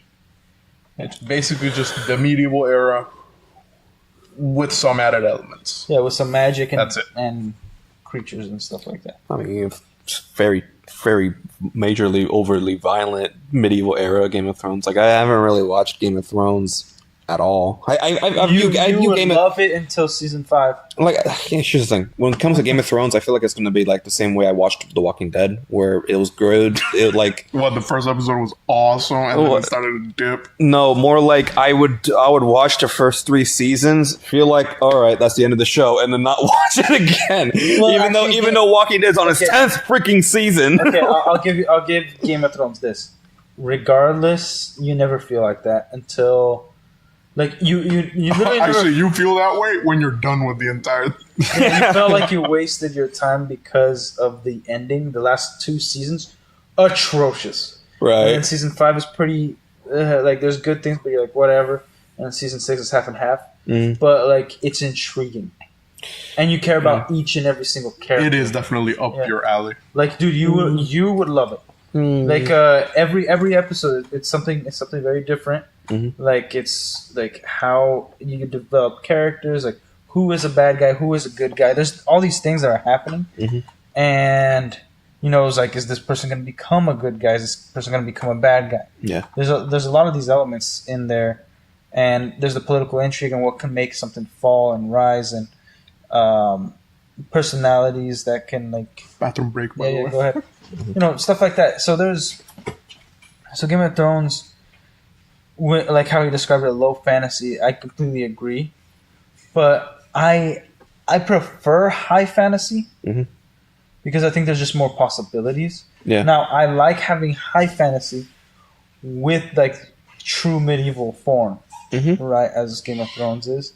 But I don't need to see sex, or like the slaughtering of children and stuff like that. I can have the implication, a decree, things like that. Like, for instance, Braveheart did it well. So Braveheart, they enforced prima nocta. Yeah. Right? And I'm not saying it's an accurate movie, but it's a great movie. So enforced prima nocta. They didn't show every single soldier rape somebody's wife. So you know what prima nocta is?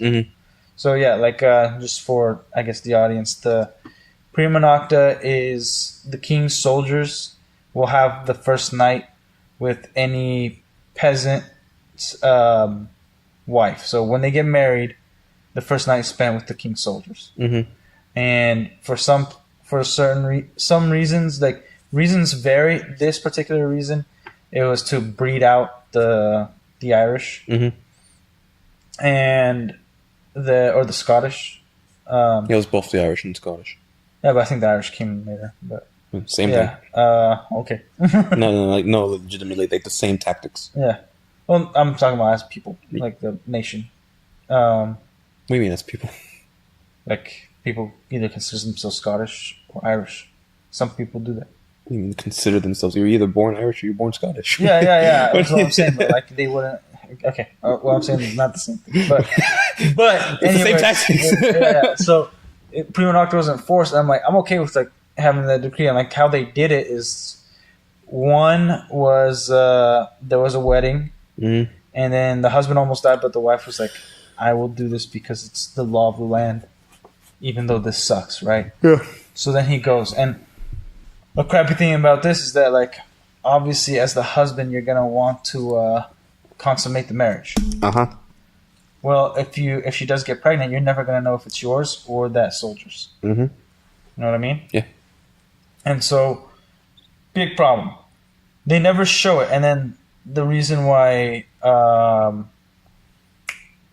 the main guy, Mel Gibson's character, starts the whole revolution and the rebellion is because they married in secret so that they don't enforce prima nocta.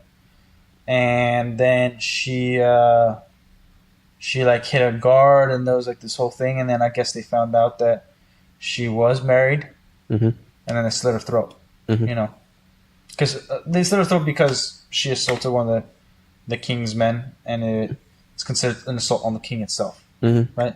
So they did that, and then boom, killed her, and then he went and got his revenge, right?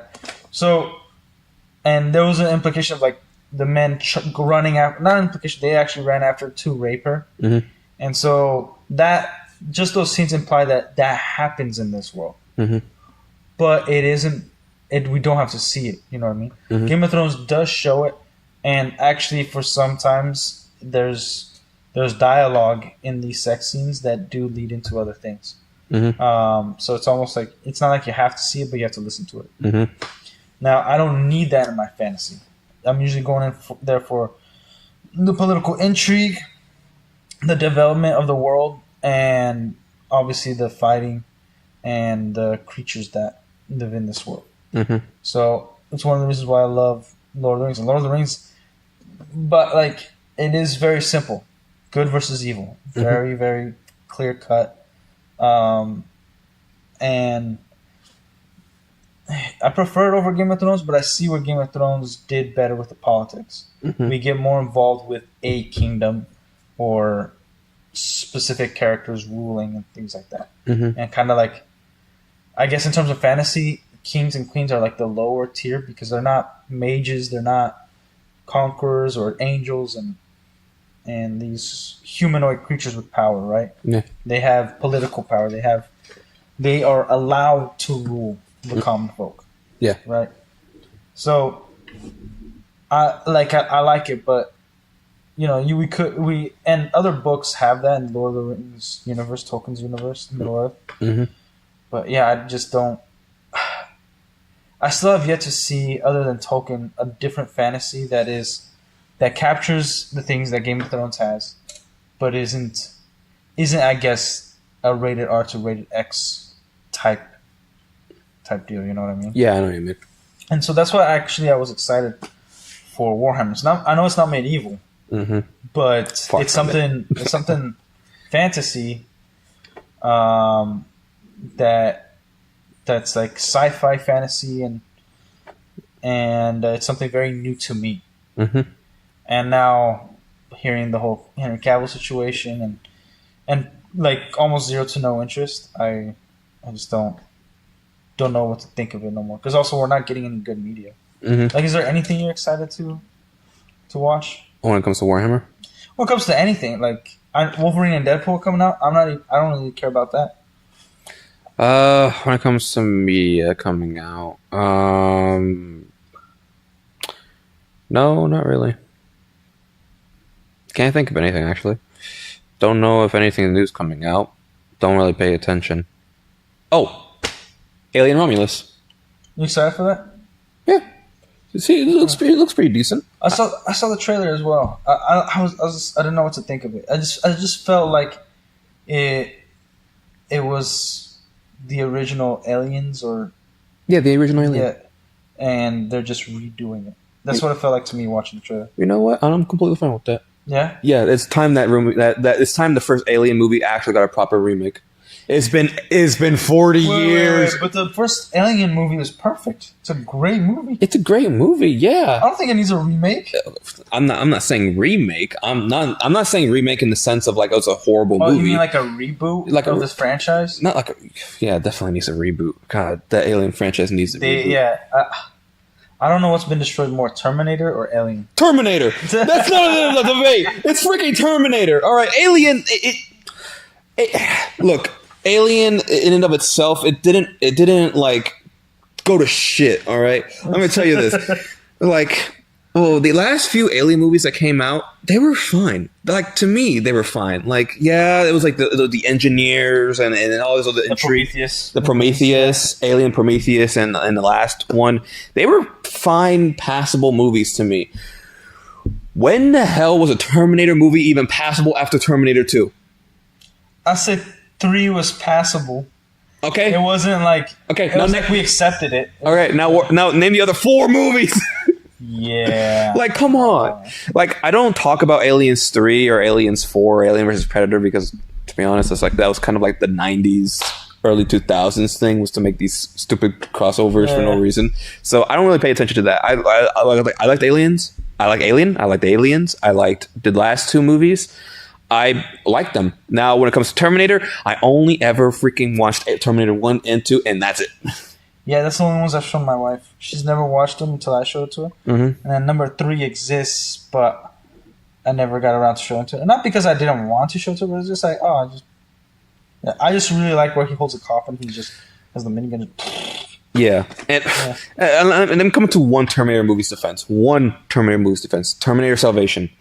Oh, yeah, I do like that movie. I forgot that it exists. Yeah. Yes. But that's the thing. It's a little forgettable. It's very forgettable, but it's a good movie. And I don't care what people say. I don't like. I enjoy Christian Bale as the role of John Connor. Like, yeah, I like it. Like, the only reason I like it is because, damn, it's like the only freaking movie that actually just delves into the future war of the Terminator franchise. No other movie. Oh yeah, and there's not really any time travel. There's no even time travel in it. It's just about the future war and about Terminator.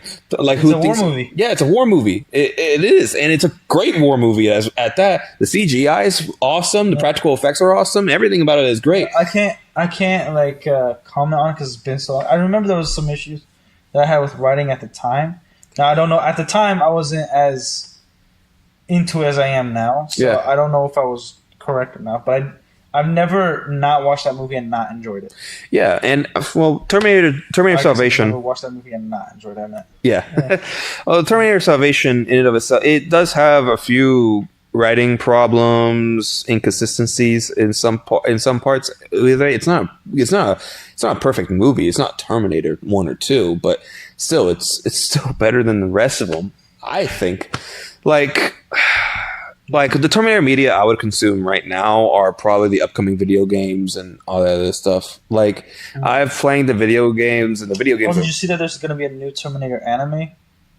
Oh, I don't know. Adapted by Netflix, I believe. Oh, okay. But it's going to be like an actual anime. It's not going to be... Okay. Still... You're not going to watch it? I don't watch anime. I just don't watch anime. You don't watch anime? I don't watch anime, yeah. I would think you watch anime. No, I don't watch anime. I like my live action movies. I like my live action shows and live action movies. Yeah. Mm-hmm. Well, I guess what was the latest movie that you watched that like you absolutely love? Furiosa. Yeah. Was it good? Yeah, it was really good. I hear good things about it. I just. Here's the thing, which that Hollywood screwed up. They made everything so like girl boss that even good movies that come out, nobody's gonna watch it because they assume, like me. I'm not going to watch Furiosa because it's going to be all like feminist girl boss bullcrap. Look, when you watch the first, like the reason that people are like this movie is because they've seen the first Mad Max. If you've seen the first Mad Max, that was girl boss too. Like, it was, not to like spoil the movie or whatever, but at some point there were these old ladies. Hold on. When I say girl boss, I mean like she's perfect at everything, does no wrong. She's already like, she's never held a gun before, but she can do everything better than everybody else with the gun. Oh, that's what I mean. Like, I don't care if a girl. Like a Mary Sue. Yeah, Mary Sue. That's what I mean. Oh, no, there's no Mary Sues. There's never been a Mary Sue in Mad Max. Yeah. So that's like. There's badass female. I mean, a badass grandma with a sniper rifle that shoot people in the head like with one bullet. Yeah, like that's what it was. And I would say, controversially speaking, I would say Furiosa is a tiny bit better than the first Mad Max film. Not the first Mad Max, Mad Max Fury Road. A tiny bit better. Maybe because the movie was longer and I saw more of it. It's probably what it is. And plus the technical aspect as well, like the cinematography, all the different cool stuff they did with all the broken down machines and like just the whole vibe of the movie is immaculate. The immaculate vibe of the movie.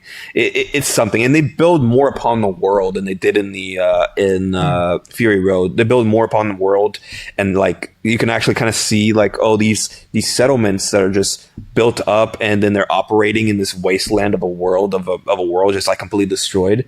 And plus, it's in Australia too. Nobody cares about Australia. Yeah, Australia's a freaking dump, dude. Yeah, like I can't stop seeing videos of like snakes being in people's homes, little girls' beds and things like that. And like there's freaking creatures everywhere. There's a shark attack every freaking day. I'm like, what? Why would anybody want to live in Australia? Like, dude, just move everybody out of Australia and just make that like, I don't know, the whole country like a nuclear plant or something. We can't use it as a place to have factories or something like that. Just a few workers there. No, we can't do that. The British already did that. Oh no, you know what we could do? Just make Australia like what's it? Like, where do you take the trash?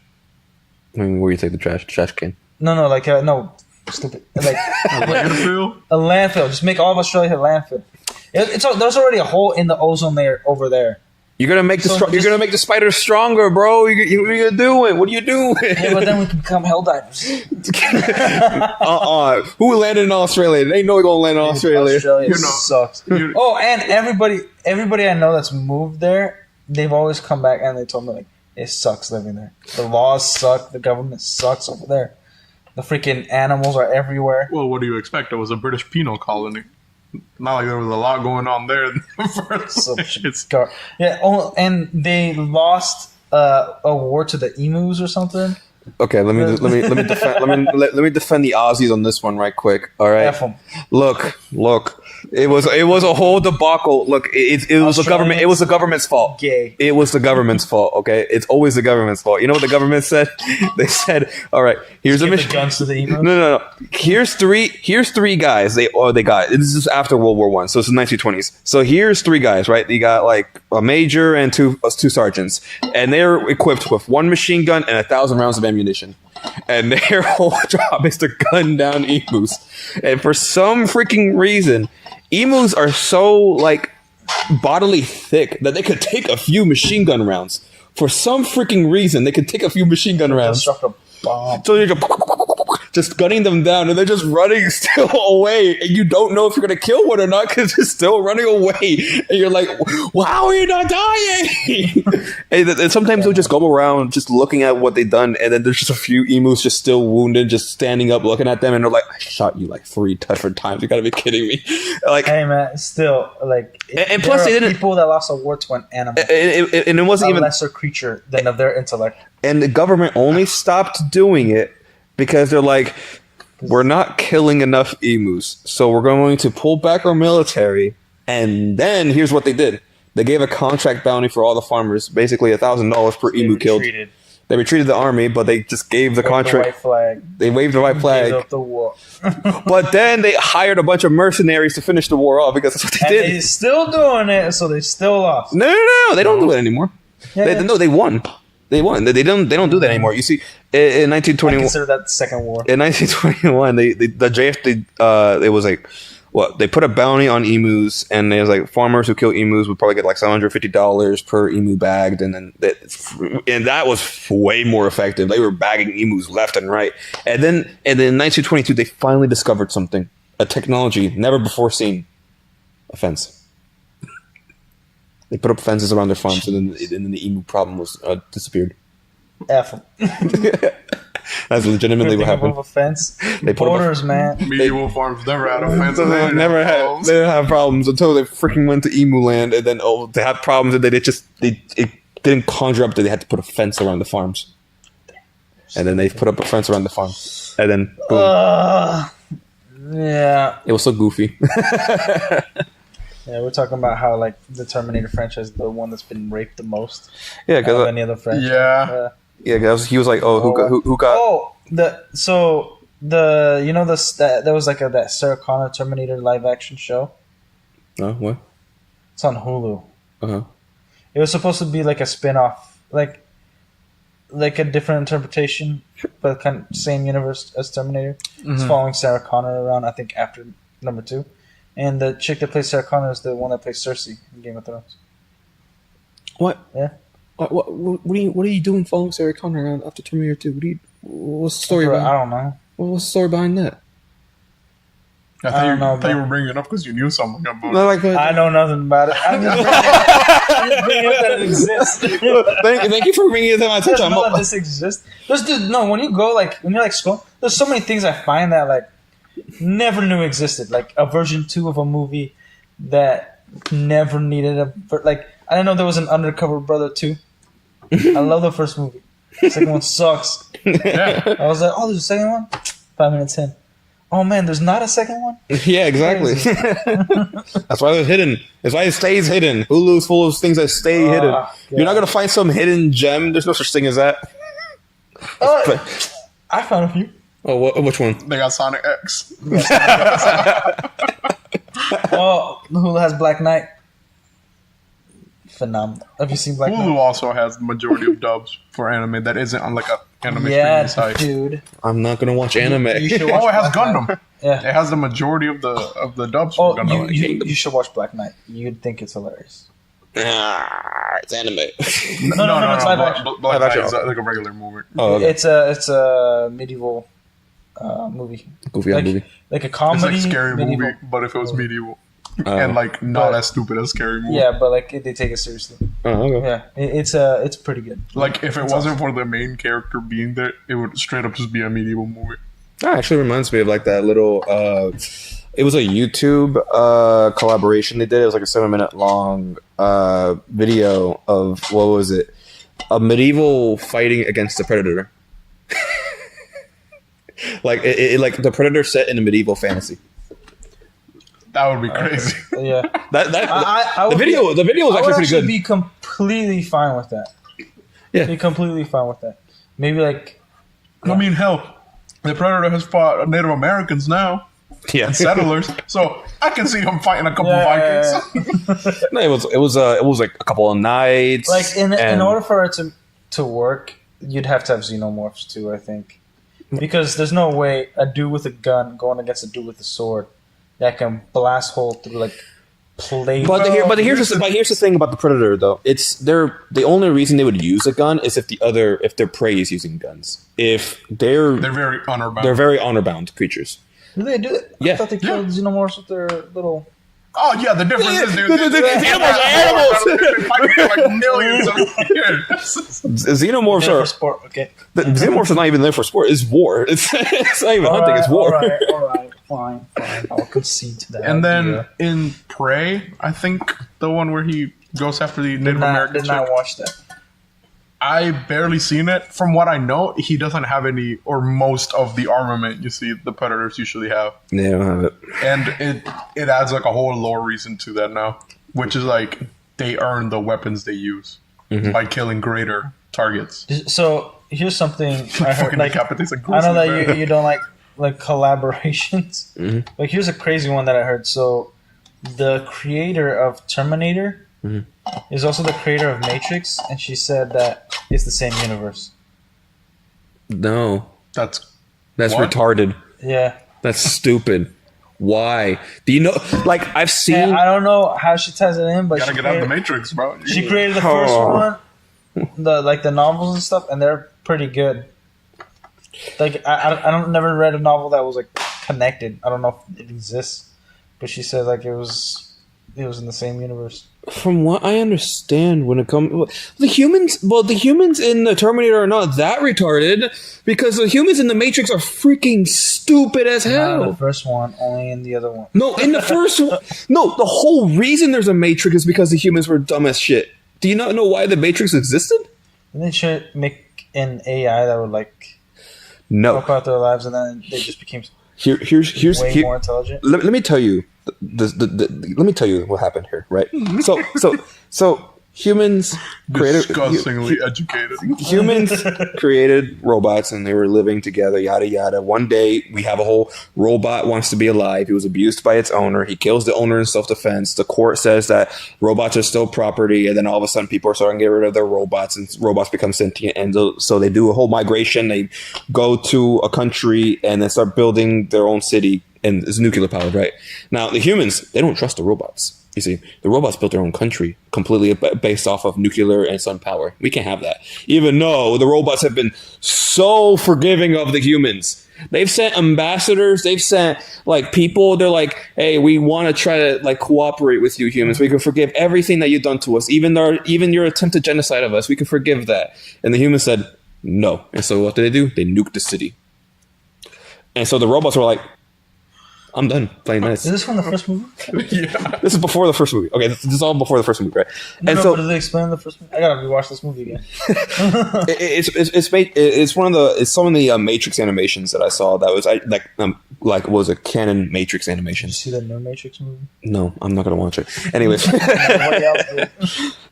they nuked the city, and then the robots start going to war with the humans. At first, the humans were winning, and then the robots just kept getting better and better and more alien and more like less humanoid and more alien-like, and then they just start absolutely demolishing all the humans around the world.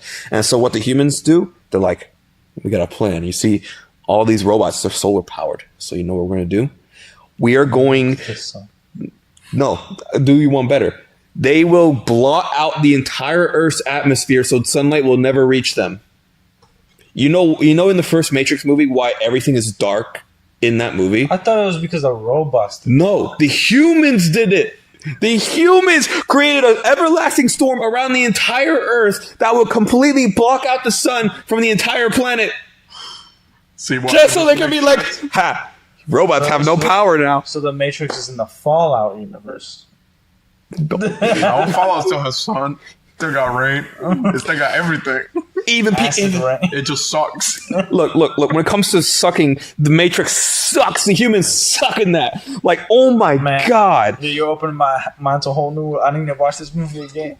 Like, also everybody's report. And also, the robots are so freaking nice. Like, even though they did really, really violent stuff to the humans, they even came to a conclusion that, hey, you humans, you basically killed yourselves, and we can give you a chance to live again. That's when the Matrix was created. So the whole thing is, since the robots can't get power from electricity, from the sun, they can get power through biometrics. So that's when you're put into a pod, into the Matrix. So then people who don't want to be part of the Matrix, they're killed by these robots, yeah? Yes.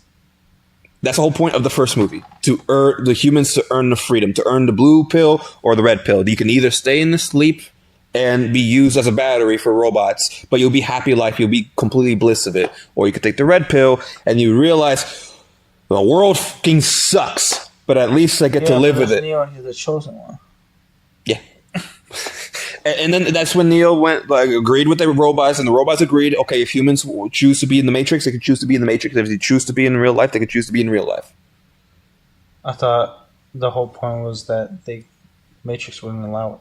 The robots wouldn't allow that. Yeah, that's the whole point of the whole movie. It's like the I need to watch this movie again because it sounds like a completely different movie than the one I watched like 100 times. Yeah, because it's trippy. Yeah, so, with the added context to it. So did you see this context through the movie or like novels? No, and animations and novels, but canon animations and novels. Like is actually like it was made for it. Like it wasn't some fan made stuff. It was official. But like they don't explain that in the movie. They don't really explain that in the movie, but you see. But after you what do they explain in the movie? That's like they explain the reason why the Matrix exists. They explain it in the sense of you see the real life, you see the black storms, you wonder why it's there, you see how like all the robots are like really alien like, and you even see in I think it was in the first Matrix movie as well, like the humans in mech suits and firing and fighting. Yeah, in the second one. So let me ask you this: if we discovered all three of us that we were in the Matrix, what would you choose? Stay? I'd stay. To fight? I stay. Well, this is supposed to be a happiness. God damn, what the hell am I supposed to do? If this is kill ourselves, but we're just like fighting robots now. Like, if this is heaven, I really don't want to know what hell is. This heaven sucks. like, yeah, like who would want to stay in that? Like that. I mean, sure, free will to you, but good luck finding happiness in that world. Even at least in Fallout, you can still have a family and like actually live. Like, there's no happiness. Yeah. You can still actually live. Yeah, you can live. Nah, I'll kill myself first day. What do you mean?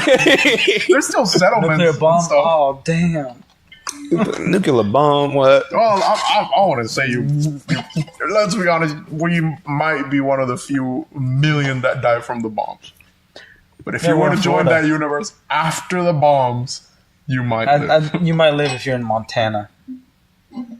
No, that place got hit too. All of the United States got hit. Yeah, all of the United States got hit, but that's good. You might survive it because it's like more open. Just be part of the NCR. You'll be fine. I wouldn't say that. You'll be Their fine. whole economy collapsed twice. Hey, our economy collapsed twice too. We're still here.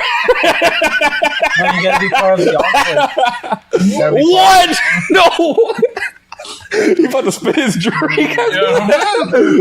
Bro, like I actually started it. I actually noticed this. Like in every Fallout game, the Enclave freaking explodes and they come back the next time.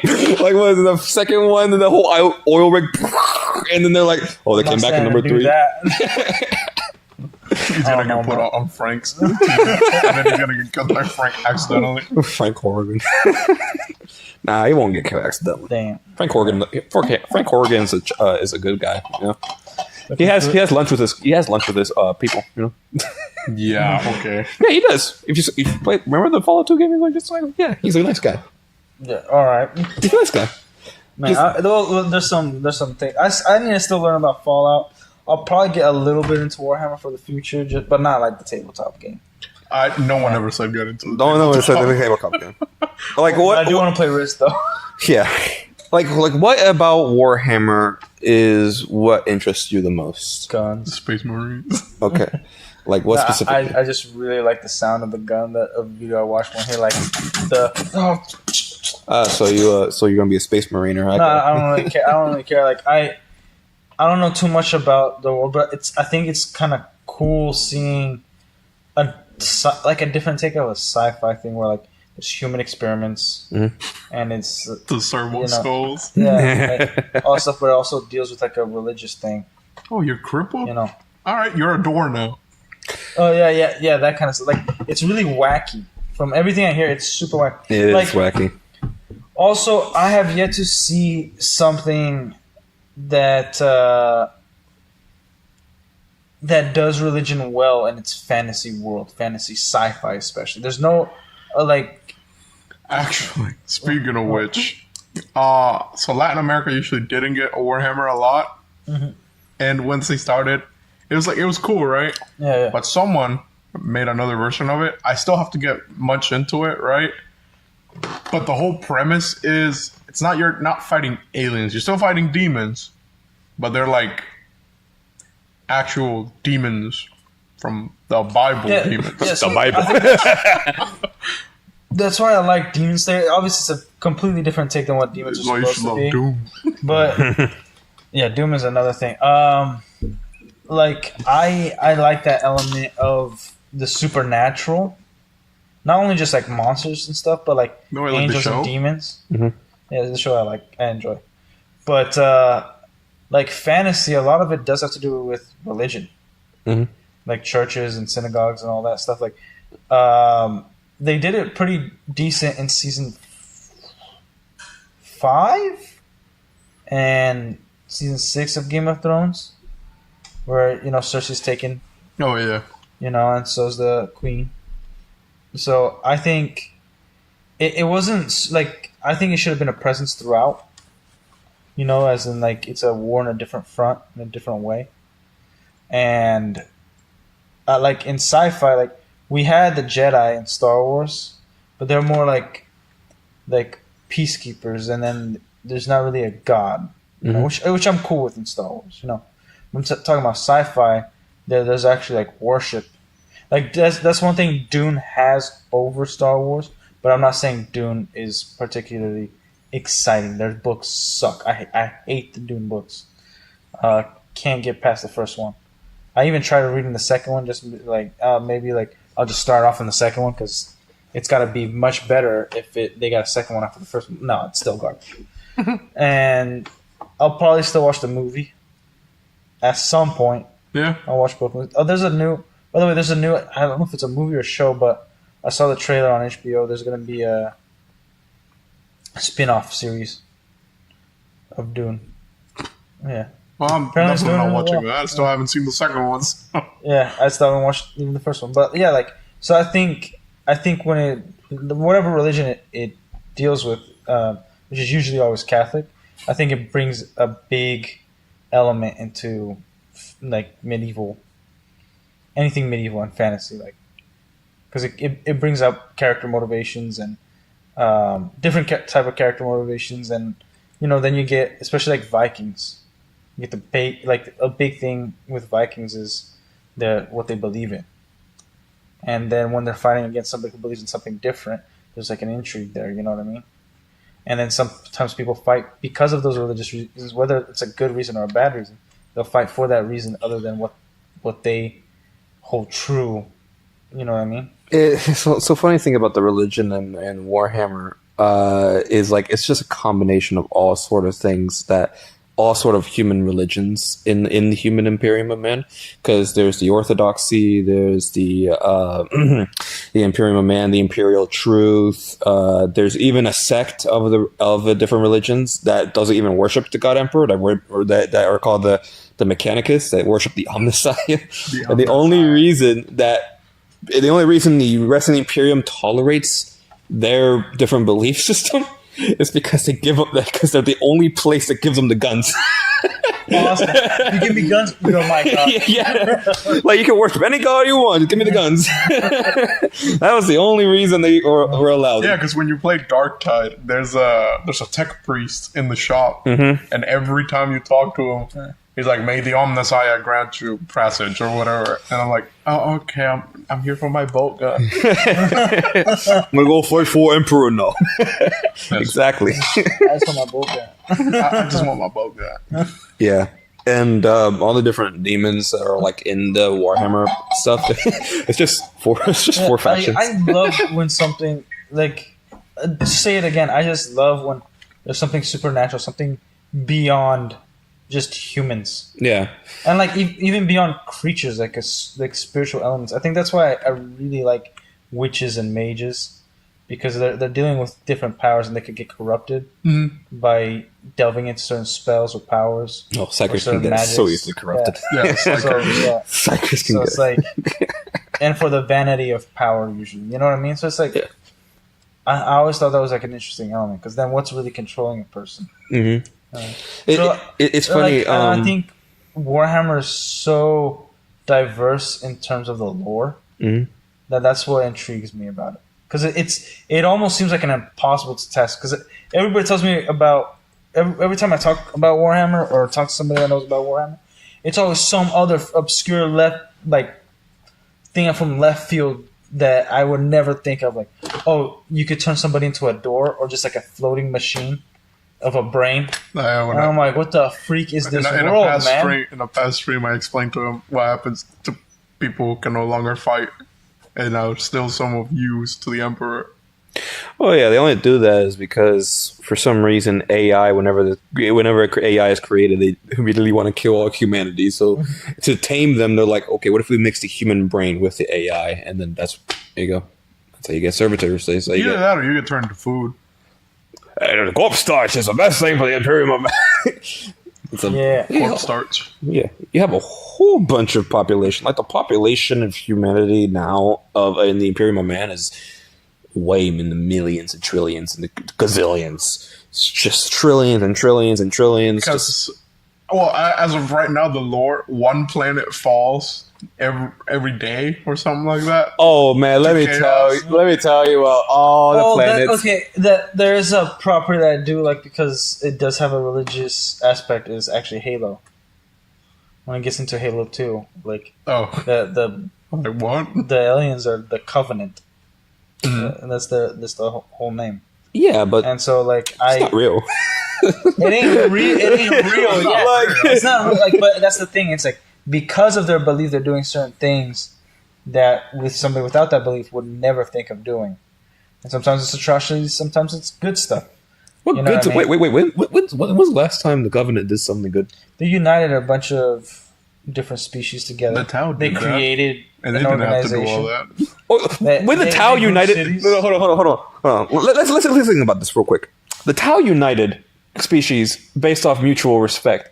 The Covenant united. Like I remember, the Covenant started with war and ended with war. Like what were the Sangheili and the what were those? What were the long neck guys called again? Like the prophets of the Covenant. I forgot their name. Okay, basically the prophets. You know how they tamed the Sangheili?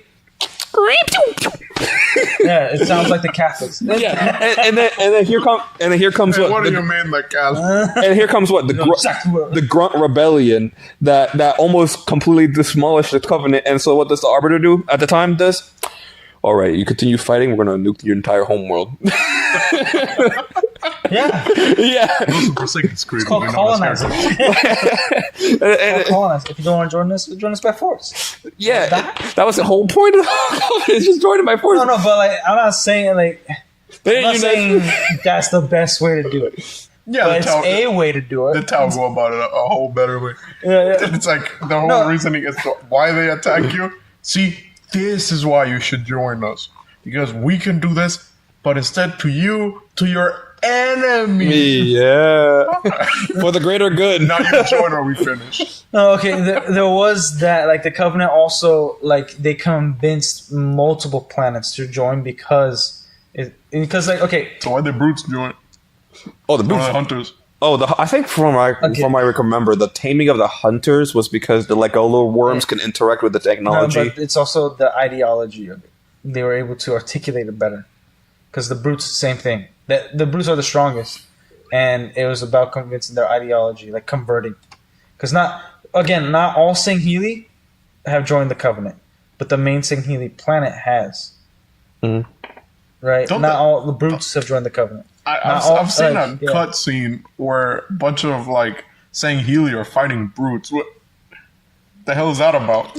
Oh, there's a religious strife. It's not religious. It's more like the prophets want to replace the Sangheili with the brutes. No. Don't give away. Yes and no, because the Sangheili still. So the prophets at one point feel like the brutes can protect them better than the Sangheili. No, I don't believe that. I don't believe whenever the prophets said that. Whenever the prophets said that, I just didn't believe them. I really didn't. You know what I thought? I thought because the Sangheili were starting to really question the war at that point, and I thought. Okay, I do agree with that. Here's I thought. It's not because the brutes were stronger than the elites. It's because the brutes were fucking dumb. like remember in Halo 2 when what Tartarus? Even when he was told to his face by the monitor. I don't care anymore. I need to say this right now. When he was told by the monitor to his face of what the purpose, he said. He threw that bitch and said, "I'm gonna start doing it." Yeah, and he has a big old hammer. That's the only thing I wish we got, because we get gravity hammers in like Halo 3 and stuff, but his is like, it's like 4 gravity hammers in one. Just it launches you, dude. Legendary one hit from Tartarus, you're dead. Yeah, exactly. And it doesn't even have to be close. You just and he jumps. He like launches across the map to get to you. Like you know, he'll run. Yeah. You know how I compare it to? It's like one of the disciples of Jesus Christ comes up to you to tell you that you're doing something wrong. You just slap him in the face. That's what Tartarus did. That's actually what happened in real history. Yeah. That's exactly what Tartarus did. Yeah. Like so, the Sangheili found out the truth of what the rings are for. But it's mainly like. They start questioning because the flood comes into play, and because of the prophet's moves, I think they started questioning more after that. So it is part of religious strife, and also, because also then after, because the Sangheili were questioning too much, some grunts still sided and some hunters still sided with the Sangheili that are questioning. So then there's like a whole map where the brutes, like you have to survive. The brutes and Sangheili are killing each other, and you're in the middle, and like they'll turn to you and like kill you, but they'll still be killing each other. And it's just like explosions, sniping off the wazoo. You just hear explosions throughout the whole thing. It's a civil war. And then the flood comes into play, and now everybody's screwed.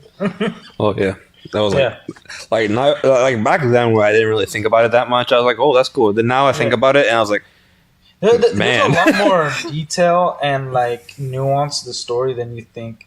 Like because Halo 1 is I was remembers Halo 1 because it's such a simple story, and it's a good story, but it's very very simple.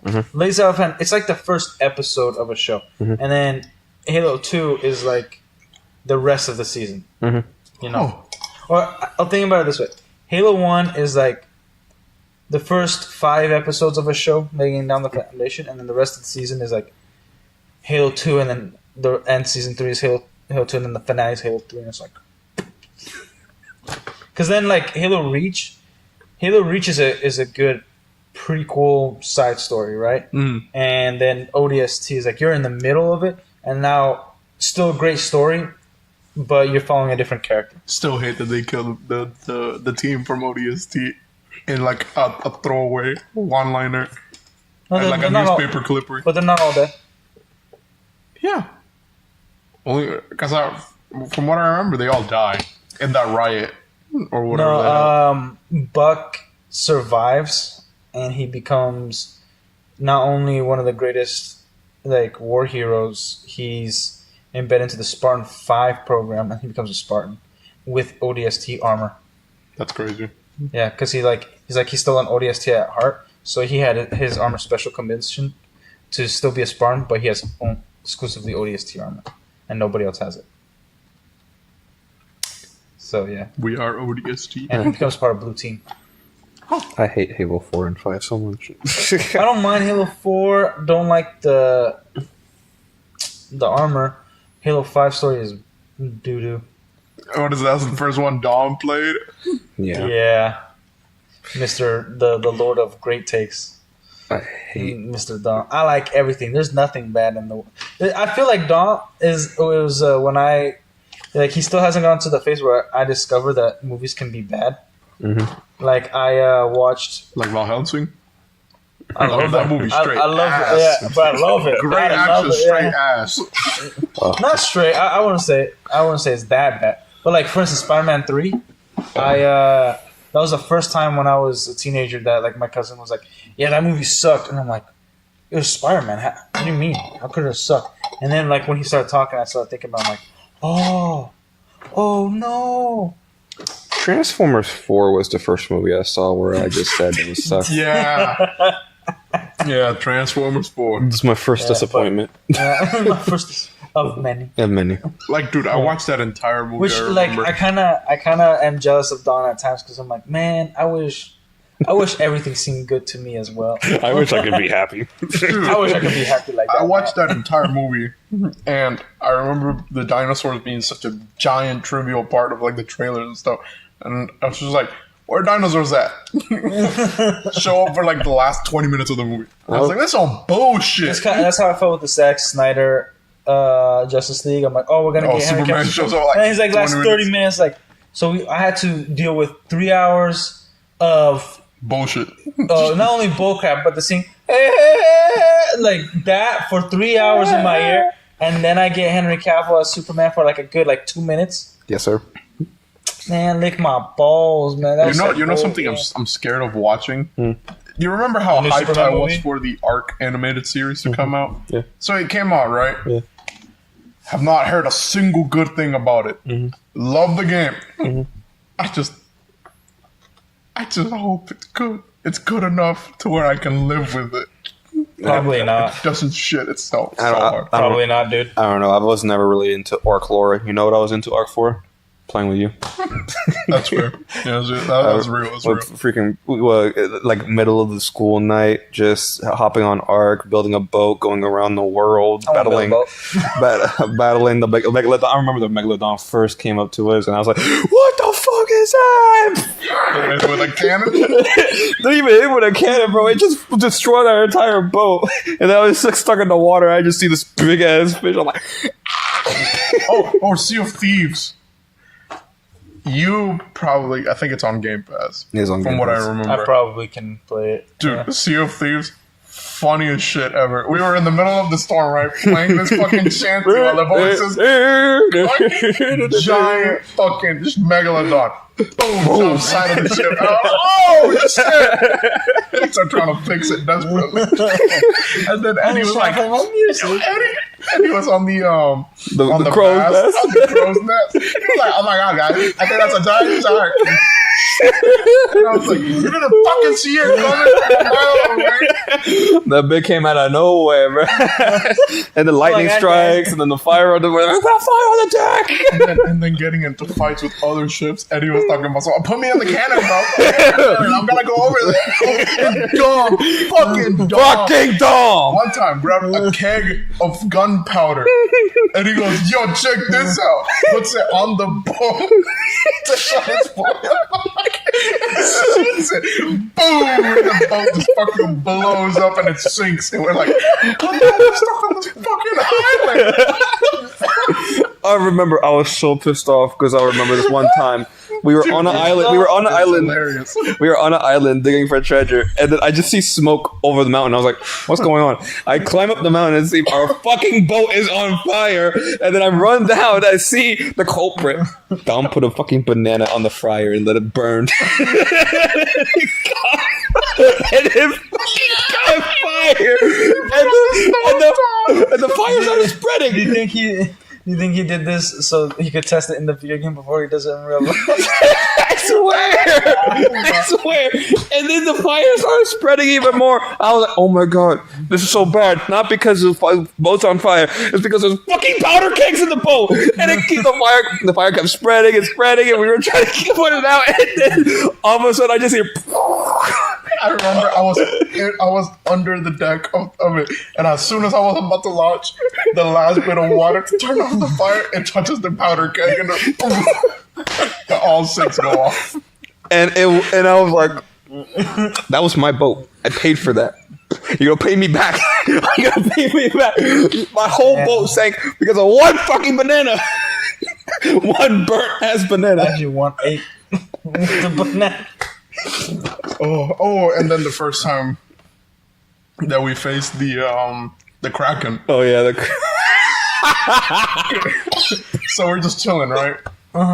Again, sea shanties, right? I got the hurdy-gurdy, I'm going with that kids. Yeah, I'm playing with the drums. Eddie and Dom were bickering about something. And then the sky all of a sudden turns really fucking dark. And then the ocean turned black. And I was like, oh. I was like, and I was looking around like, we stopped moving. And then fucking big ass tentacle comes in the car. Boom, grabs onto the front of the boat. And I see Eddie and run towards it. He starts hitting it. And then the tentacle goes, he'll get long. We were all trying to fucking fire at it, just fire the cannons at it. Yeah, we fired the cannons towards the thing. And then I remember, like, some suction cup ability that they had, and I was being pulled away. I was like, just being pulled away. And then, by saving grace, Megalodon, out of nowhere, fighting the Kraken. That's the only way we got out. I remember Eddie was trying to get on the boat, just like, why can't we move? Dude, scary. Sea of Thieves is so funny and dumb. That one time, was it Ark? So I was playing with him, right? You got a leech on his face. And I take off my crossbow because I didn't know you take off the leech by like manually pulling it off. And I'm like, all right, well, no.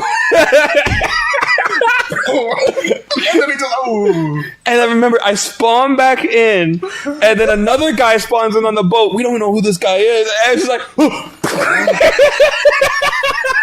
dude, he was like spawning from the bottom of the boat up. And so I was like, oh, what the fuck? And I just shoot his head with the crossbow. and then he left the server. He left the server. I was like, I would do the same too. What the fuck is that? It's just I get scared. And I just see the body laying on the raft. I'm like, Oh, sorry. like he's like, wait, is that you? I see this. No, I'm right behind you. Huh? Like, what? It sounds like a crazy game. dude, it's so funny. It's a funny game. So funny. Ark and Sea of Thieves are funny as hell when you're playing with other people. It is. It really is. Alone the games are pretty dull. Mm-hmm. You even got your hiccups, huh? Dude, I laughed so hard I got hiccups. I got hiccups. God, freaking Ark is such a horror game, though. It is, man. Especially at night, or fuck the swamps, fuck the Redwood Forest. I can't. Like, I remember I was in the swamp, I was walking in Anderson, I wanted to show me something, and I was walking down the swamps. And then the gator came in, jumped on me, grabbed me, and I just see myself. I just like those videos, POV videos, the gator grabbing you. I just see the eye and it's being pulled away. Like, I remember one time we were playing on a PvP server. We all get killed, right? Middle of the night. Yeah. And then I'm running through the jungle with Eddie. And then cartoon-ass moment from Eddie. He's like, there's something behind me. And I look. And there's a bunch of like white little eyes in the darkness. And you can level up your running speed, right? So my character's running like fucking Flash, and these fucking dinosaurs are still on our ass. How fast we're going. And then I think we found a random torch on the ground, and that's the way we could scare them off.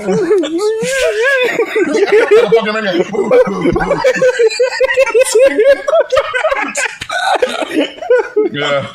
Yeah, that game's fucking horrible. It's nighttime, bro. Horrible. It's so fucking dark. I think this is Dude, so fucking dark for no reason. I swear, like it was fucking horrible. Just going out at night. That's why we just slept. We just made the beds as soon as possible and slept. And we always spawned next to the stupid ass Spinosaurus on the beach. It was so dumb. Yeah, I don't think I'm gonna have time to play that game.